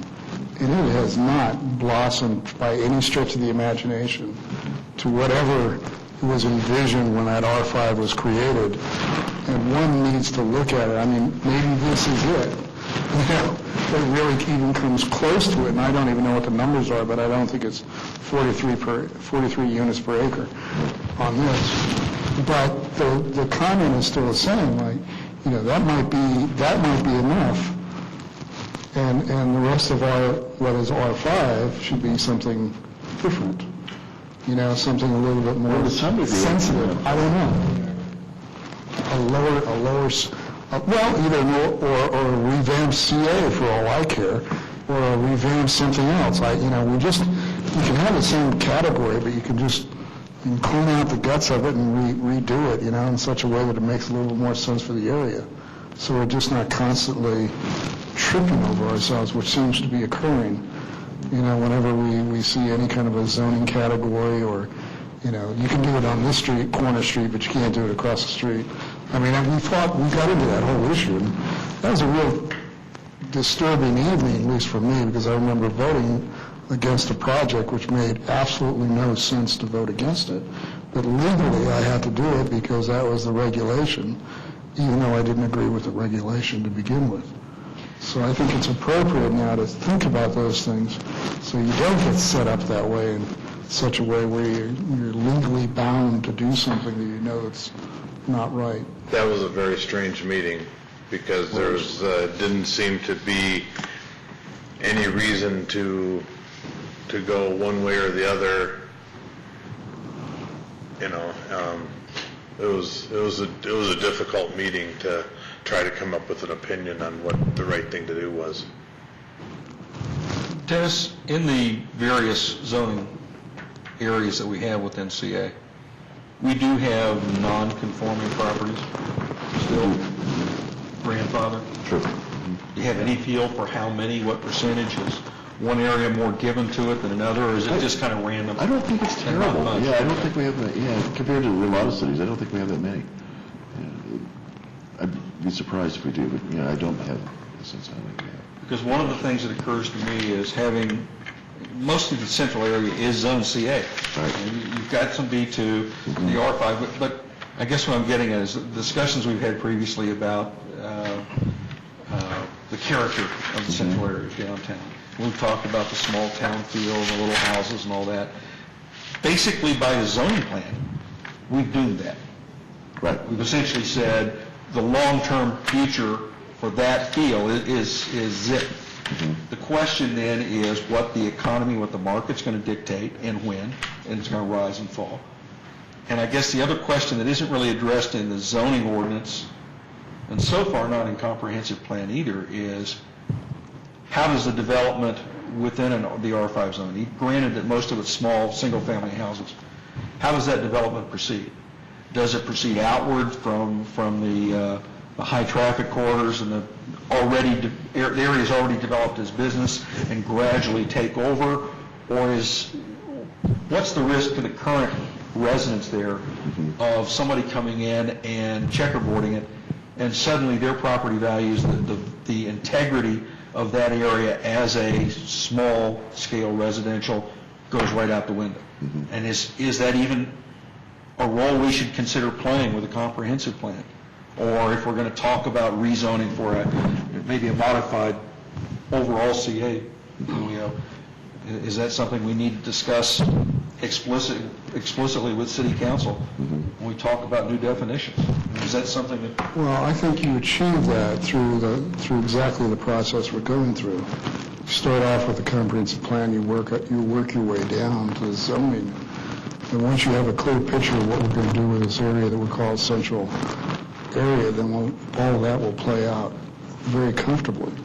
But we're still in that, limbo right now because we're still kind of, we're cautiously moving forward. I do think you're right on track in terms of, one of the things we have to think about, is this a rational pattern of development we're seeing given the zone that we've got, or is there a pattern that we think might make more sense and be better for the current property owners and residents, more predictable, and less, you don't know what's going to happen next year at any given point. Is there a different way to accommodate that? And is it accomplishing what we want to accomplish? You touched on some of the differences between the different, those four other areas you cited and what we have in terms of definitions, or categories for that matter. And one thing that occurs to me, we had some discussion recently about whether retail is looking outwards beyond CA, community, regional, otherwise, versus, local service.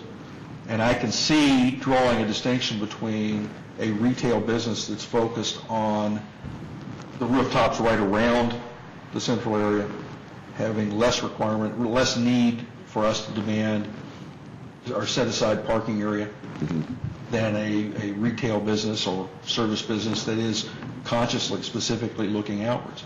The question then, Suzanne, is does that get us into legal issues about trying to differentiate on that basis, or is that perfectly within our purview? We just have to be objective about how we define it. Right, Okay. yeah. It's still within our purview. Yeah, it's still in our purview. But if we start getting into what Julio was suggesting about redefining how we're treating the whole downtown area, either as one, for the sake of argument, call it CA revised, that's something we can talk about and need to talk about, it sounds like, from what you were saying and what Julio was bringing in. A lot of what I'm saying here, I'm trying to get ideas out there and make sure that when the questions start coming out of the open house, or some of our one-to-one contacts, that we've all had a chance to get them out here on the table, talk about it, think about it, so that we're not going to talk a party line, but at least we've all been exposed to it and had a chance to get a feel of how all of us feel, are headed toward it. Are we talking about redefining zoning?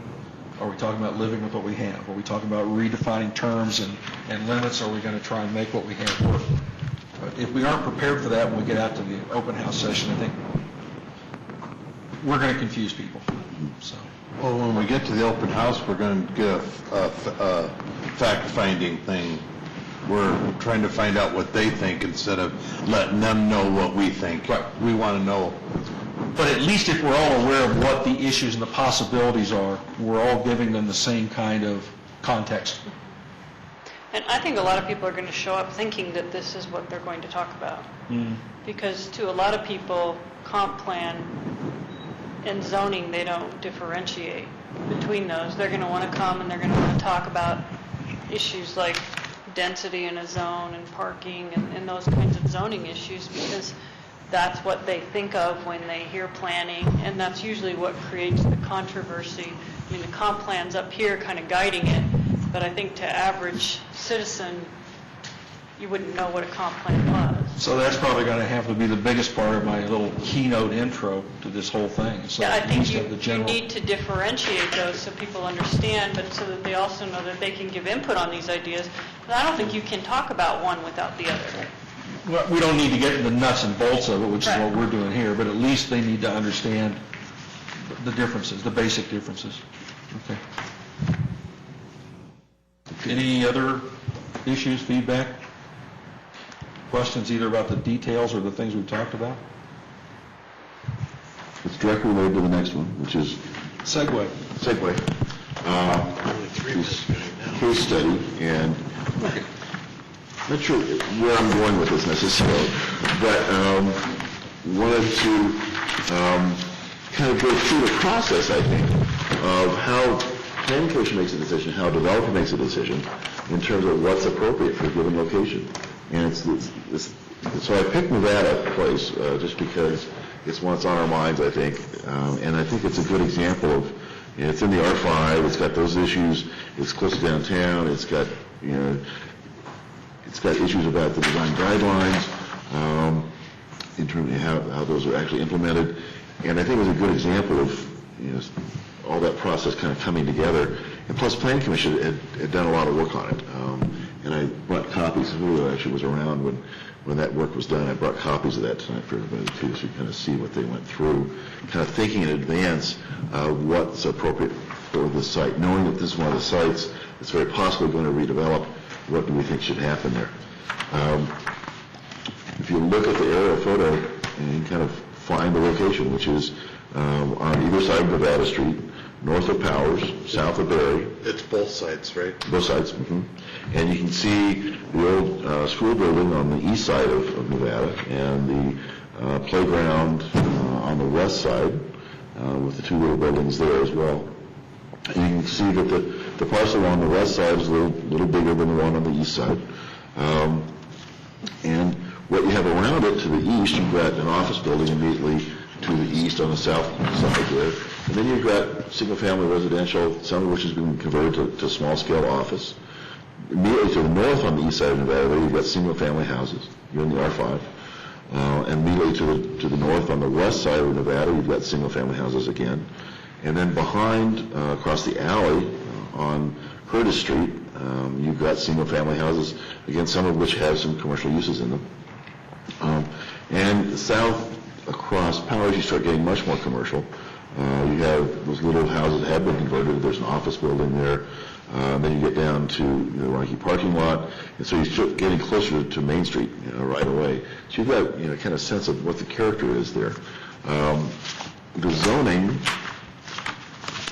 is very much consistent with that. So where this is located is right here, north of Powers, on either side of Nevada, in this R5. So it's right at the bottom of the R5. Again, it's got CA behind it, it's got CA to the south of it, R5 to the west. And you can see that little strange little jog in the R5 CA on the west side of Curtis. But that all kind of comes into play in terms of what's the context for this particular site, what makes sense here. If we're going to see redevelopment here, what should it be? I guess another way of looking at it is by, when you're looking at this zoning map, you see all the CA, and then you try to visualize what was the thought of behind R5 going into that one segmented area. And you know, when I look at that, if you take out the Nevada Place drawings from your mind for a moment, I mean, it was just St. Mary's School. It was a residential area with a school in the middle of it. Right. You know. It didn't necessarily draw students from that R5 residential area. Well, and then the bigger question is, if you saw it with those eyes of it being residential and then a school, where in the hell did R5 come from? You know, I keep going back and I'm going, what were they thinking?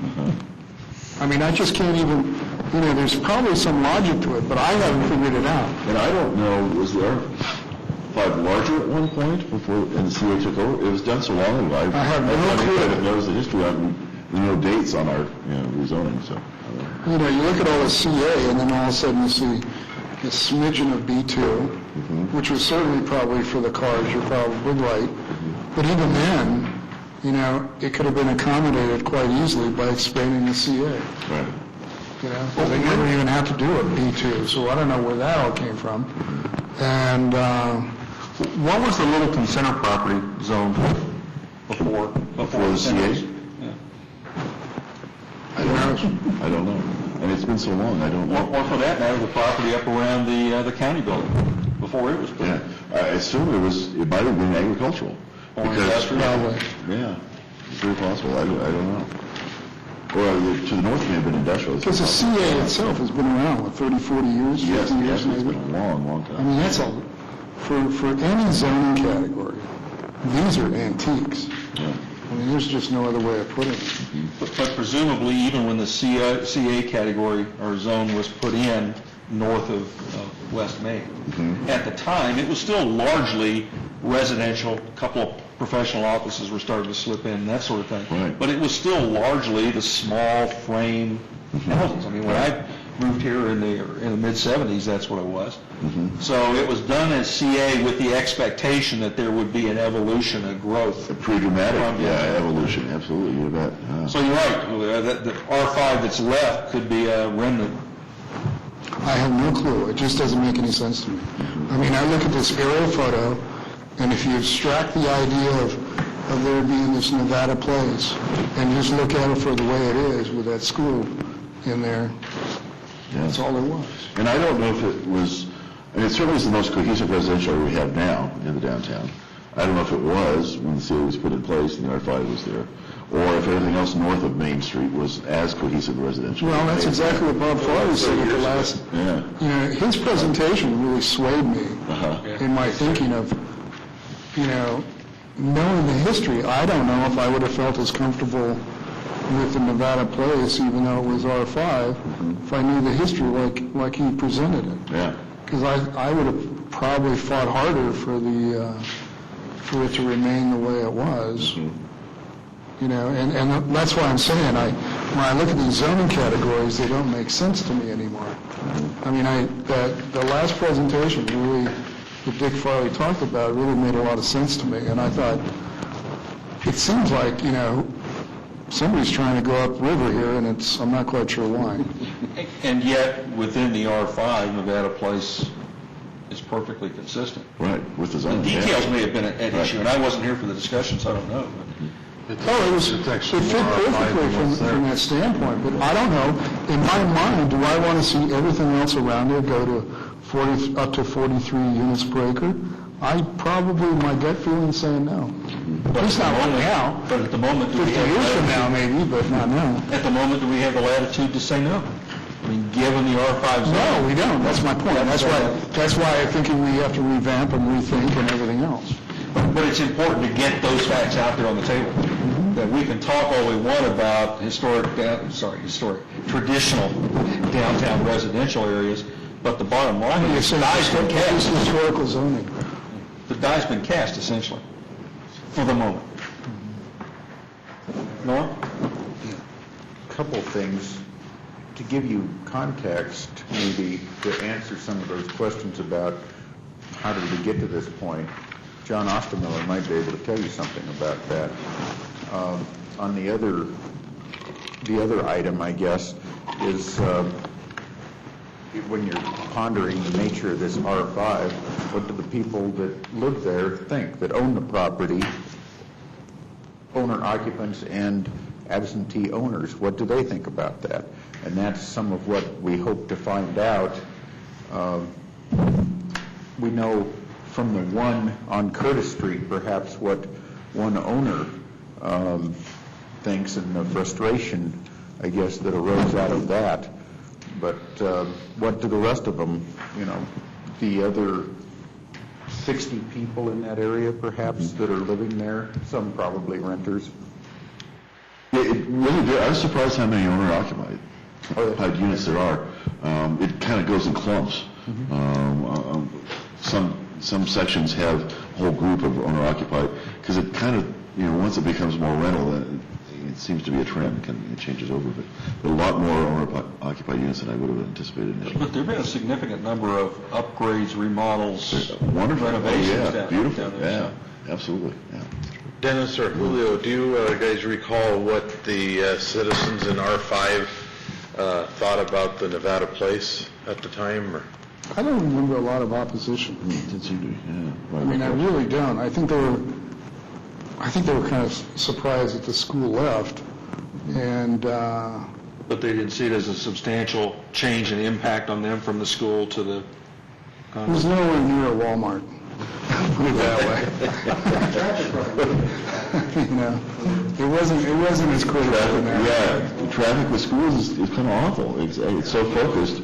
First thing in the morning, in the middle of the night, you've got, nothing's worse than a parent trying to get their kid. Whereas with the Nevada Place, it kind of evens out throughout the day. Yeah, right. What could they have been thinking, though, whenever they built this R5 30, 40 years ago? Drugs. We could do 40 units per acre. Right. They had to have been thinking that this is going to develop into apartment. Absolutely. I would think so, yeah. It's all going to redevelop. It'd really be helpful to know when these zoning classifications. Yeah. We've been looking at it, but Jim Woods might know. we've asked He's him. been around for a long He time. has. And we He asked just won't him. fess up, I know. Well, he didn't remember. I'll ask him. I don't remember. Yeah, some old council members might remember too. I haven't asked John Ostermiller, some of those they might remember too. I'm thinking it would really be helpful to all of us before the open house to know what the zoning was in that whole area before we got what we see now. That's a good thought. Whether we can dig out from council minutes or planning commission minutes what the thinking was when the zoning was changed, but at least know what it was before. I guess from my point of view, a better way of looking at it is, I don't find it as being functional today. I guess that's where I'm looking at. The R5 still doesn't make a lot of sense. I mean, to see all of that go to possibly 43 DUs per acre is, that could have been a 100-year plan for somebody, I don't know, but it just doesn't seem... Well, and to answer the earlier question too, Nevada Place is built out, proposed at 38.4 units to the acre. There we go. So it's, there are 68 units, there could be 77 under the existing zoning, under the R5. So they're building less than they could with the R5. Can we try and find out by next meeting just what the previous zoning was? Yeah, we'll ask the folks who've been around longer than we have. Sufficient parking in that? Yeah, we've got 138 parking spaces, so it's all structured underneath, and that's how they got the kind of density that they got. And to do that. the question then becomes one of economics. Can you produce the kind of housing that somebody would expect in the price range that they're willing to pay under those conditions? That's right. This is probably why it isn't maxed out. Structured parking is expensive. It's basically at-grade parking with the units built above it, so it's not the most expensive structured parking. They don't go down more than one, just that one level.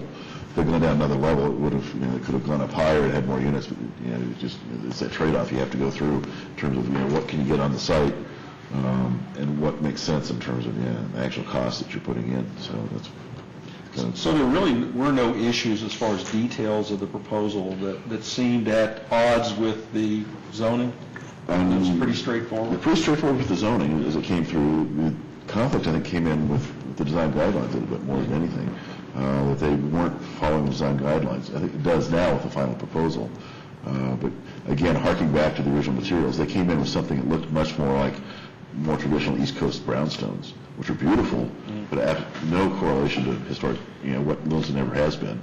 And so the sense was, using the design guidelines that we have, let's look like, something that down Littleton was. So putting a good face on it, but it wasn't addressing what Julio was talking about as far as use and fit with the overall neighborhood. Yeah. I mean, they were concerned about traffic, I think, on the alleys because the parking access off the alley. And so the neighbors behind, I think, had some concerns about that, as I recall. Because we tend to have pretty narrow alleys. Our alleys aren't terribly wide. And unpaved. And then, well, these are paved, I believe. So, as I recall. Norm? A couple of things. I'm wondering if perhaps some of this was changed or there was something connected to Centennial Racetrack and the zoning post-Centennial for River Point and so on, which predates when I got involved. And Jim Woods came in somewhere in the mid-'80s. Yeah, I think he came in 84, 83, 84. Okay. Gil Christie and Charlie Blostein and me Charlie, no. sat. That's right. Tom Moldy might. Yeah, Charlie's been here forever. Yeah, Tom. Yeah. That's right. But Bob Tonsing would too. Bob would, yeah. Good, we'll find out. Who you want to talk a little about this and kind of the process planning commission went through with these different... I don't remember what I remember about it. Okay. No, to be quite honest with you, I don't recall a lot of, the matrix, well, what we did with this is the fact that we went through a process of figuring out these are, and we were trying to do, it was right before the 2030 plan was really kind of brought into fruition. And we're looking at the existing comprehensive plan for the entire city, that is, and realize with the advent of, well, the major one, I guess, would have been the marathon one, was the kickoff, when that 80 acres of ground was something that's going to occur to it, and we looked at the, what was it, I forget which part of the plan was even, obviously part of Broadway, but I don't know if it was called part of the Broadway plan, but it was a segment that appeared to have been left out, because nobody really thought that, Marathon Oil was ever going to leave. And then it kind of fell through the crack, and all of a sudden we had 80 acres staring us in the face with nobody knowing what the heck was going to happen. Didn't have a comp plan that was really appropriate to even give any guidance, if virtually, other than to create more confusion. So around the room, we came up with this, what we called a triage method of coming up with things or issues that we were going to look at of what we thought were important. And of course, we weighted all these and then would go through every one of us would create our own analysis on this, and then they were compiled and filtered out, and then we'd go and look at all of the comments and then figure out which were the highest ones. We kind of went through those of you know a little bit of a Delphi system. It's where you get most of the points in one area, and that brings that particular category to the top of the P, and that's what you look at, and all the other ones kind of drop off. And that's what occurs here. If you look at the first page of the weighted where it says the school, highest provided creativity, creative productive use of land use was 37 was the weighted score, and then the bottom was honors historic heritage of the site. That was minus 16, obviously, because it was going to destroy the site and put something brand new. So we went through virtually all of the areas in the city, or tried to. we made a list. This happened to be on the top 5, I believe, at the time, after Marathon, and I forget what some of the others was. Right off the top. Huh? Nordman, Marathon. Northern, Shopping Marathon. center, was it shopping centers? No. Okay. There were some others. We had, Electron site. Electron, right. We did Electron, we did, we only got to about 3 or 4 of them before it kind of all stopped. We got involved with the 2030 plan at that point. But anyway, this was kind of like a quick and dirty, because we had, the city had developers that were coming in and trying to get comments from the planning commission of what our positions or what we're looking for, some type of a guideline. In a similar fashion that you would look at a comprehensive plan and try to get some direction. Well, this is the best we came up with. It wasn't, it certainly was not a prolific document, but it at least gave enough information to guide people as best we could. And we even had the developers sit at the table with us and go over it in case there was any issues. But we felt pretty good about it, and as you can tell, it was broken down into many different categories. Development objectives being the first and going all the way down through, just listing them, residential densities. These are generic. Regardless of what the project was, somewhere along the line you could fit it into this template so that it would work regardless of what was happening. And that was the beauty of it. And as you can see on some of these, I'm looking back at my own comments, and some of them I didn't even score. Some of them I did. There was just reasoning for whatever the reasoning was at that time. It just either made sense or did not make sense to some of us. And my understanding is that was part of the comfort level, that came on through this, that the applicant actually then responded to this and really tried to tailor his proposal to what Plan Commission said they were looking for. But it was it was a little more dynamic, a scoring system, Julio. Is that the idea, instead of hard categories or hard limits or requirements? We were pressed up against a timeline, and we created this in such a way to make it work for at least the group that was sitting around the table. It certainly wasn't intended to go beyond generations of planning commission members. It was never intended to be that sophisticated. It was a rough cut. Yeah. There's, you had 9 people. This is what they all thought, and that was the best way you can get some kind of a straw vote of what was happening when we were thinking of their project. And give perspective applicants an idea of what to expect, right? Exactly, and without having a comp plan or anything else to work on, this we could do immediately. As you can tell, we worked a year and a half on the 2030, and that stopped. Now we're working another year plus on this one, and we're still not done. So it's it'll be another year and a half, that'll be 3 years, and yet to some degree, this worked out pretty well. So this really wasn't an attempt to undercut comp plan. Yeah. It was a way of saying, hey, comp plan, it may not be working exactly right. This is where our thinking is going right now. As we move into comp plan, let's reflect this. Right. Fair statement? Okay. That's a lot of info. It's a lot of information. But it turned out to be really useful, I think, again, for this site. And so it really led to, a proposal that the Planning Commission felt was consistent with what they were looking for.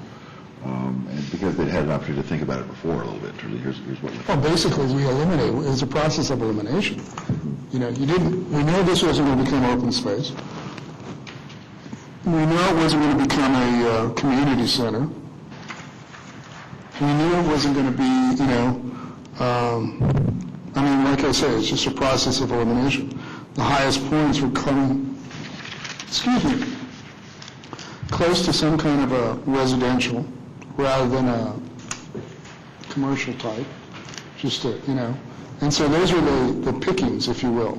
And as we went down this, one could, through going from the general to the specific, get a generalized idea. If he came in with some residential, the chances are we were pretty comfortable with it. And that's what we looked at, especially with knowing there was also R5 and everything else that helped us along. I'm going to ask two questions more as devil's advocate than anything else, but was anybody concerned about it becoming too much a matrix-driven evaluation or test where you have so many categories and so many factors to be looked at that you may find yourself at the end with a result that you hadn't really wanted overall? You know, if that was a thought, it certainly wasn't, it never presented itself. And nobody looked at the results afterwards and said, wait a minute, how did we get there? Okay. No, it was pretty comfortable. Okay. Because we had gone through, got to understand, we had study sessions as well before we went through this, and then even at the time, somewhere along the line, we'd even allow the developer to come in and talk to us about what their process was after we had done this. And, you know, because they were worried that, you know, that all of a sudden they were going to come in with this kind of a, you know, demonstration of project, and we'd come going 180 degrees the other way. Well, no, that wasn't the case. We felt pretty comfortable about what we wanted to see and how we wanted to see it. Did you capture feedback from developers on the process or the details, the factors that were looked at? And then the other question would be, did we capture anything in the way of feedback or comments from City Council responding to this? No and no. The first one, no, is because DRC was going to reign supreme on when it came to the details. You know, we were just pretty much dealing with the generalization of what we envisioned the property to potentially become, you know, based on the best knowledge we had at that point in time. And no, we didn't hear from City Council. City Council was a little bit different in those days. They were, they pretty much, you know, they either agreed with us or didn't. It didn't really make, you know, we were a lot more autonomous in that regard. And I'm not going to say that everything we gave to the City Council, they just bent over and said, yeah, go for it. I mean, there were things that were denied and stuff like that based on their own reasoning. I have no clue of which, I don't even know which ones they would be at this point, other than the fact that I heard through the grapevine that some things that we agreed to, they didn't. So be it. But no major overriding Nope. differences in philosophy or anything? Mm-mm. No, we were allowed to be pretty much autonomous and, you know, grant our own opinions and go from there. This kind of reflects the evolution, I think, a little bit. Again, this is the PDO of the plan development. So this is what went through and was approved by the Planning Commission. And this is the site plan, site development plan, which then was going through staff. So as who was referring to, this is, you know, kind of the level of detail that was approved, and this is setting the parameters, and then we actually get into more specifics. That's at the site development plan. Good format here, I think, in terms of actually going through and say, okay, primary uses allowed in the existing R5 zoning, and then what's changed with the proposed R5 POD, or PDO rather, excuse me. So they're going through and saying, all these things are allowed, we're just going to build residential, multifamily residential is what this is. We're not doing any of these other things that would be allowed. Here's the minimum unobstructed open space, 25%, they're going to build at 25%. Side setback, they actually do differ from that. They have deeper setbacks. Front setbacks, 20 feet, they're actually a little more narrow, so there's a trade-off in the setbacks given the site configurations, trying to get the structure that they were proposing, what made sense in terms of here are the floor plans, here's how the structure works, trying to get it on the site and trying to accommodate that. So they felt like they needed more flexibility with the setbacks. Maximum height, 30 feet, they actually went to 43 feet with maximum building height per city code, again, because the PDO. Floor area ratio, there's no requirement on that. Residential units allowed, they'd be allowed to be 77, and they're, again, 20 per 1,000 square feet. So they end up with 68. Parking requirements, 1.5 space per unit required, there was 1.95. Landscape requirements per the city's landscape regulations, and then signage requirements, again, for the, now they get over here, And actually, the site plan, you start seeing a lot more detail, and they did vary a few things. They varied, for example, parking requirements. Again, so existing zoning, west parcel, east parcel, overall project, and we had the 1.95 spaces per unit was what was in the PDO, and they ended up doing... So they broke it down in pieces as well as by characteristics. Right. Which gave us an opportunity to see a little more on the trade-offs. Right. In general, was there a Dennis, balance? make the distinction between the PDO as you have it as the plan development overlay versus a site development plan. There's a world of difference. Oh, yeah, they're true. This is the generalities, is the parameters, this is what's allowed, and this is getting into It's all... a general zoning category per Right. se. Okay. This is the details in terms of actually how we're going to build this thing. And you never So this see has that. gone through all... So it was, the review, the evaluation of the application was based on the PDO. Correct. So we had to evaluate the trade-offs and determine whether there was a favorable balance there, rather than it all being slanted toward the developer. Right. Based on that, not on the detail. Okay. And they could get... We're finally getting behind on our schedule. We are, it's not much. So what they ended up doing in this case, they provided more parking. So they couldn't provide less parking than is... But this came out of staff involvement with the developer, not as a result of the discussions. Right. Correct. So that's when the developer gets in and says, oh, here's what I see, and when the city staff gets involved in great detail and says, okay, here's what we need to do in terms of pushing This things around. zoning, it's a two-stage zoning process. First stage, which is the PDO, comes to the planning commission and to the city council. The site development plan only stays with staff. It's totally administrative. Both of And these that's are a, recorded. Yeah. and that's a world of difference in thought and thinking and everything else. And I guess what I was trying to get at was, since being that as how that's what we see, when you start talking about evolution of design to the actual plans, where this is the way we're going to build it, how much of that enhancement of the details or the trade-offs comes from the application consideration by the planning commission, and how much of that comes in after the fact when the developer really starts having to get down to bricks and dirt and talking with staff. And it sounds like most of it's coming out of the latter. Well, yes and no. The problem, the big process, the big decision is here. Right.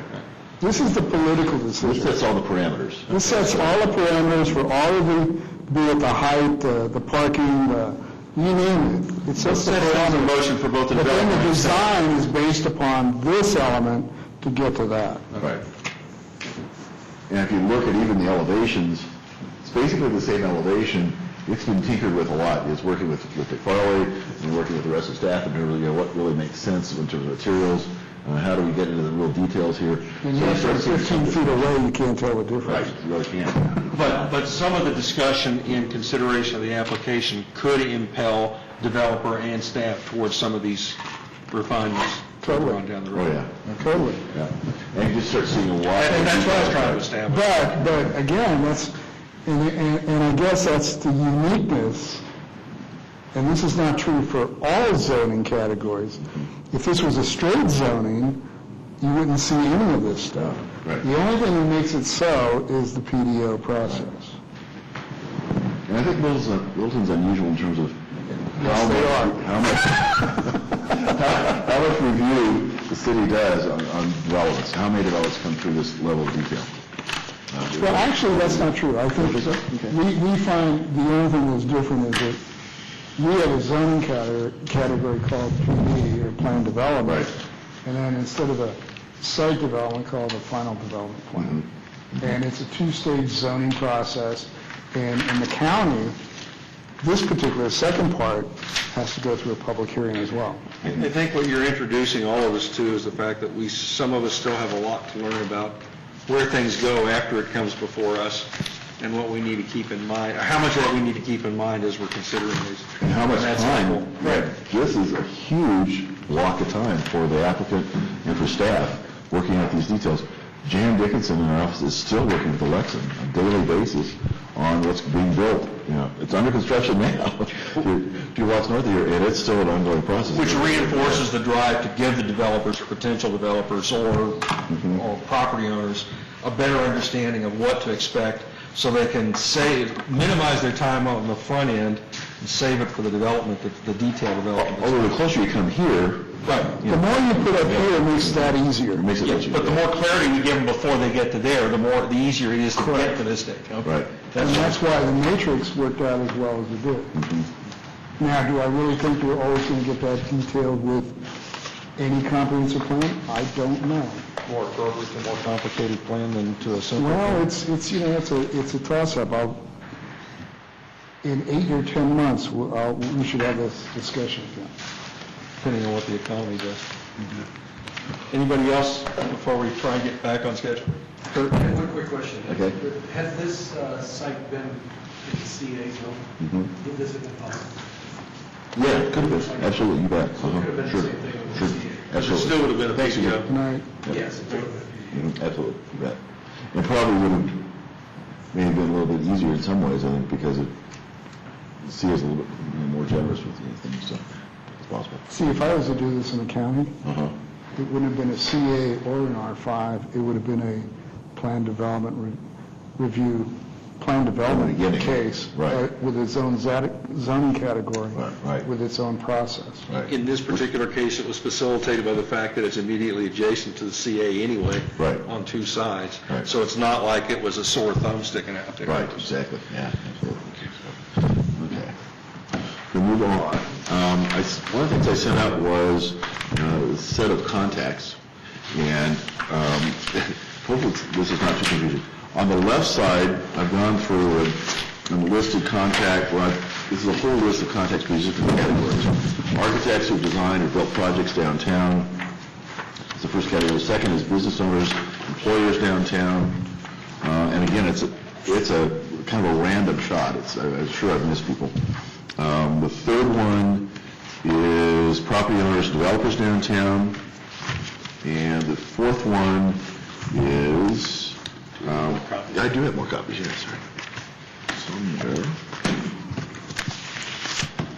No? Yes, there we go. There we go. It's those. This is, yeah, that's it. Anybody else? Representatives of key institutions downtown.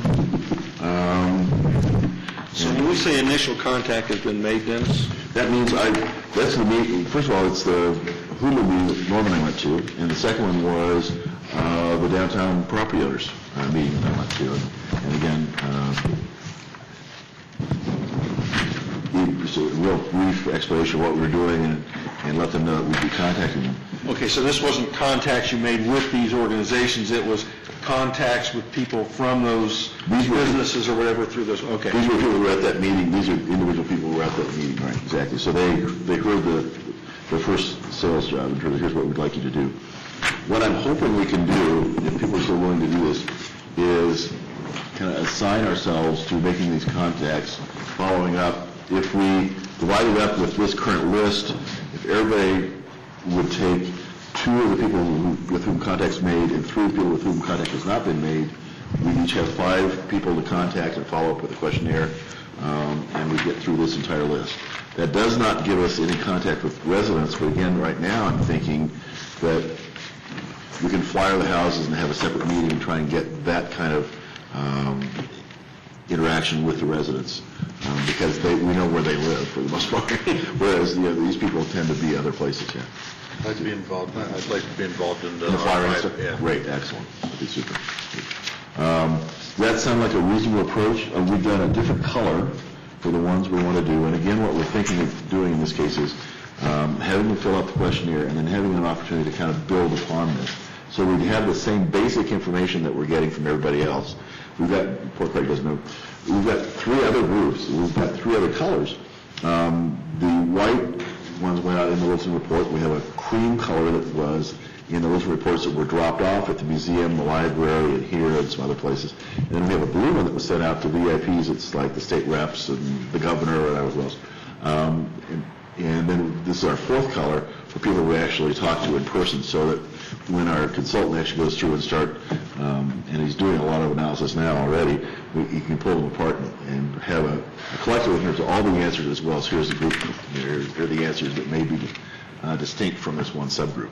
These don't have to be turned in by tomorrow, though, do they? No, they do not. No. They do not. That's good. I'm expecting that we will meet with each of these individuals. My thought is we would, make contact first and then meet with them when they have completed it initially, and then ask for additional information or how it works with them. But I would think, maybe Not being able to hand it to them, but being able to pick it up. pick it up, I would think, yeah. How do we get it to them?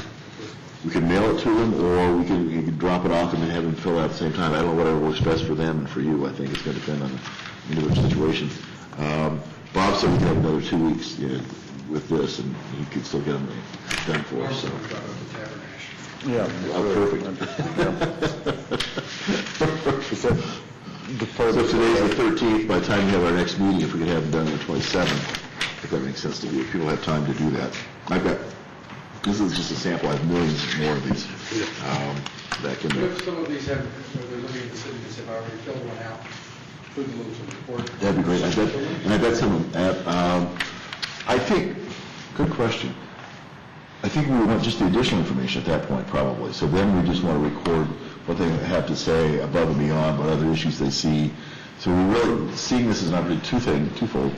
One is to get them more involved in the process so they know what we're doing. The second is to really get more detailed information from these people that really know the central area and work here on a daily basis, or have to deal with the development process of their architects, developers. Do we have a list of 3 questions, 4 questions? No, at this point, it's just you want to expand on what's here. So give us more details in terms of what these questions are. Friends of mine, what did you think about the survey? Oh, good. One of them said, I felt like you were driving me to a conclusion. Oh, really? Oh, interesting. Okay. Really? Huh. What Okay. conclusion were you driving them to? Just so we'll know our biases. Yeah. That we wanted Littleton to be a small town. Oh, interesting. A small town feel. Oh, interesting. Okay. Oh. That was his comment. And it certainly was something Bob was looking for, trying to avoid when he was designing the questions, but it's something we'll have to consider if I feel that way. Okay. I'm waiting to hear from somebody who's inclined toward keeping it with the small town feel. It says, really looks like you're driving this toward more development. That's what we'll hope for. Go either way. Yep. So are we saying we're going to send these out with a letter saying you'll get a phone call from somebody? I can do that, and I'd be glad to send a letter to everybody to say that. You could be contacted by a member of the planning commission if you have not already. Here's what we're doing, or if you just want to go ahead and make contact, whatever you think is better. Well, I guess my comment or my thought is, regardless of how you get it out there, we need to know which one of us is going to go to whom. I have my master sign-up list. Your master sign-up list. Steve wants it first, because he... Linda's already... Oh, sorry. Okay. 5 of them, you said? It's 3 on the left and 2 on the right. Stand up, sit down. That's right. 3 on the left and 2 on the right. That's right. So we're going to go and actually meet somebody that's, 3 on the left as being somebody we have not made contact with. Right. 2. And then 2 that we have already made. So the ones on the right, we at least would have the satisfaction of knowing that they're aware of it. It's not going to come out of the clear blue sky. Right. And recognizing that we're getting the reasonably objective or the metrics for the survey, on the survey itself. What we're going to be getting in the face-to-face is a lot more subjective. It's reporting, it's self-reporting from them and synopsizing by us back to the commission as a whole. You know, I'm not in a position right now to think about which ones I'm going to get, so I'm going to just give me 5. Okay. I don't care who they are. Okay. I really don't care either. And yes, I'm not going to, I have nobody, there's nobody on my list that I know about, so I don't really. Well, one of the advantage of that is if we go around now and do it, then you'll know who it is now. And Well, why don't we do this? Go around, and if somebody has a couple of people they really want to do, sign up for it. The rest of it's going to be eeny, meeny, miny, moe. Okay. Courtesy of Dennis Swain. Okay, I'll just let you Is know. that okay with everybody? Okay. Yeah, that works for me, because I really don't have I'll just let each of you know, okay? I don't have a preference. Okay, cool. You want me to mark the other one for you? Sure. And do you want me to send a Email. letter out to each person on this list that Oh, with they this? will be contacted? Okay, good. Like, for example, Arapahoe County, who we just I have. looked at that, and I was thinking, who in the hell are you going to get? I don't know, that's why it's blank. If you're, I do. okay, Actually, you know who you should really probably get on that one? Sue Beckman, County Commissioner. okay. Oh, that's good. A vested interest. Not to mention the fact this is her district. That's my man. Good thought. So really, the letter's just going to say, You will be contacted, yeah. in addition to filling out the question, the survey. Well, and let them know that we're going to come by to pick it up. Okay, good. Because if you're going to, it's one thing for them to do it and then mail it back, and then you get up there and you go, what'd you think? Well, I don't know, I don't remember, I did it 3 weeks ago, or, But whatever. what we're really looking for is not just the survey filled out, but to give them a chance to take a few minutes and say what's on their mind, what really is, whether it's on here or not, things that they'd like to convey to the planning commission. Yep, good. Oh, show me your ID, prove that you're really from the planning Oh, commission. we are getting, yes, we are getting Not just questions. for this, but for the open house as well. Yes, we do, yeah, Doreen has it made up for it, yeah, so If you're going out to meet face-to-face with them, you might have it on. that's a good idea, absolutely. Actually, by going ahead and signing up for this or letting you assign it, you can tell them who to expect a call from. That's true. That was my point. Okay, good, I will do that, okay. Then we don't need an official photo ID. Good. Oh, good, thank you, okay. I just want to make sure Charlie Irvin knows who I am. Okay. I'm assuming that's not who we would get. What? You never know. Okay. So I will mail these out to people with a letter and then let each of you know who. I'll let you guys see. Okay, great, thank you very much, I appreciate that. So you've got one more meeting before the retreat. We have that plus the annual workshop, so. And the thought was, the next meeting, we'll talk particularly about the open house and getting ready for that, and then also more about the workshop organizing. And that's pretty much the agenda we set Pretty much 5 the weeks agenda ago. for next So time, yeah. Then no meeting. anyone need to look back on what we said about the agenda for the next 27th. meeting on the 27th and tweak it? Anything else we want to add to it? Certain of us won't have access to that, so I'll trust that it's good.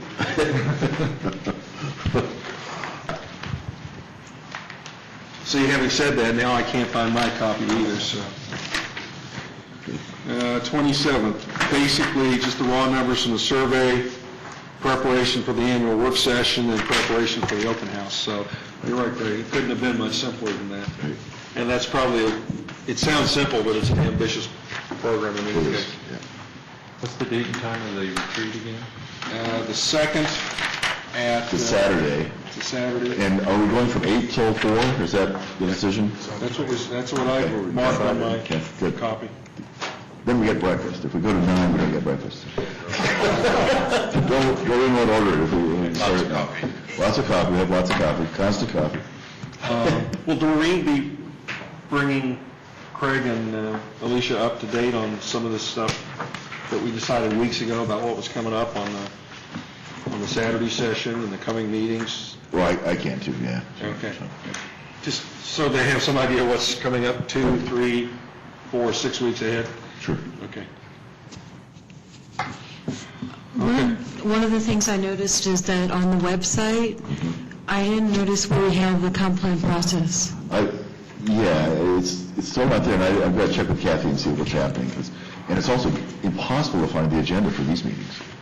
I don't know if you've noticed that, but Oh, yeah, you have to go it's to... confusing. You have to go to Channel 8, and then once in Channel 8, you can see it there, but you have to find Channel 8, so, yeah, we need to tweak it. And Kathy has a format for comp plan, but I think I'll update and just make sure everybody's coming to the open house will be the next. Actually, Craig, that might be something that you could do a benefit to us right now, is just take a look at the city website as it deals with planning commission and the comp plan and survey, and see how impenetrable or unfathomable it looks to you, and give us some feedback on that. Okay. A fresh eye, if you will. Review and comment. Okay, any other topics anybody wants to bring up last minute? Anybody care to make a motion to adjourn? So moved. All those in favor say aye. All right, well, thank you all. We're done.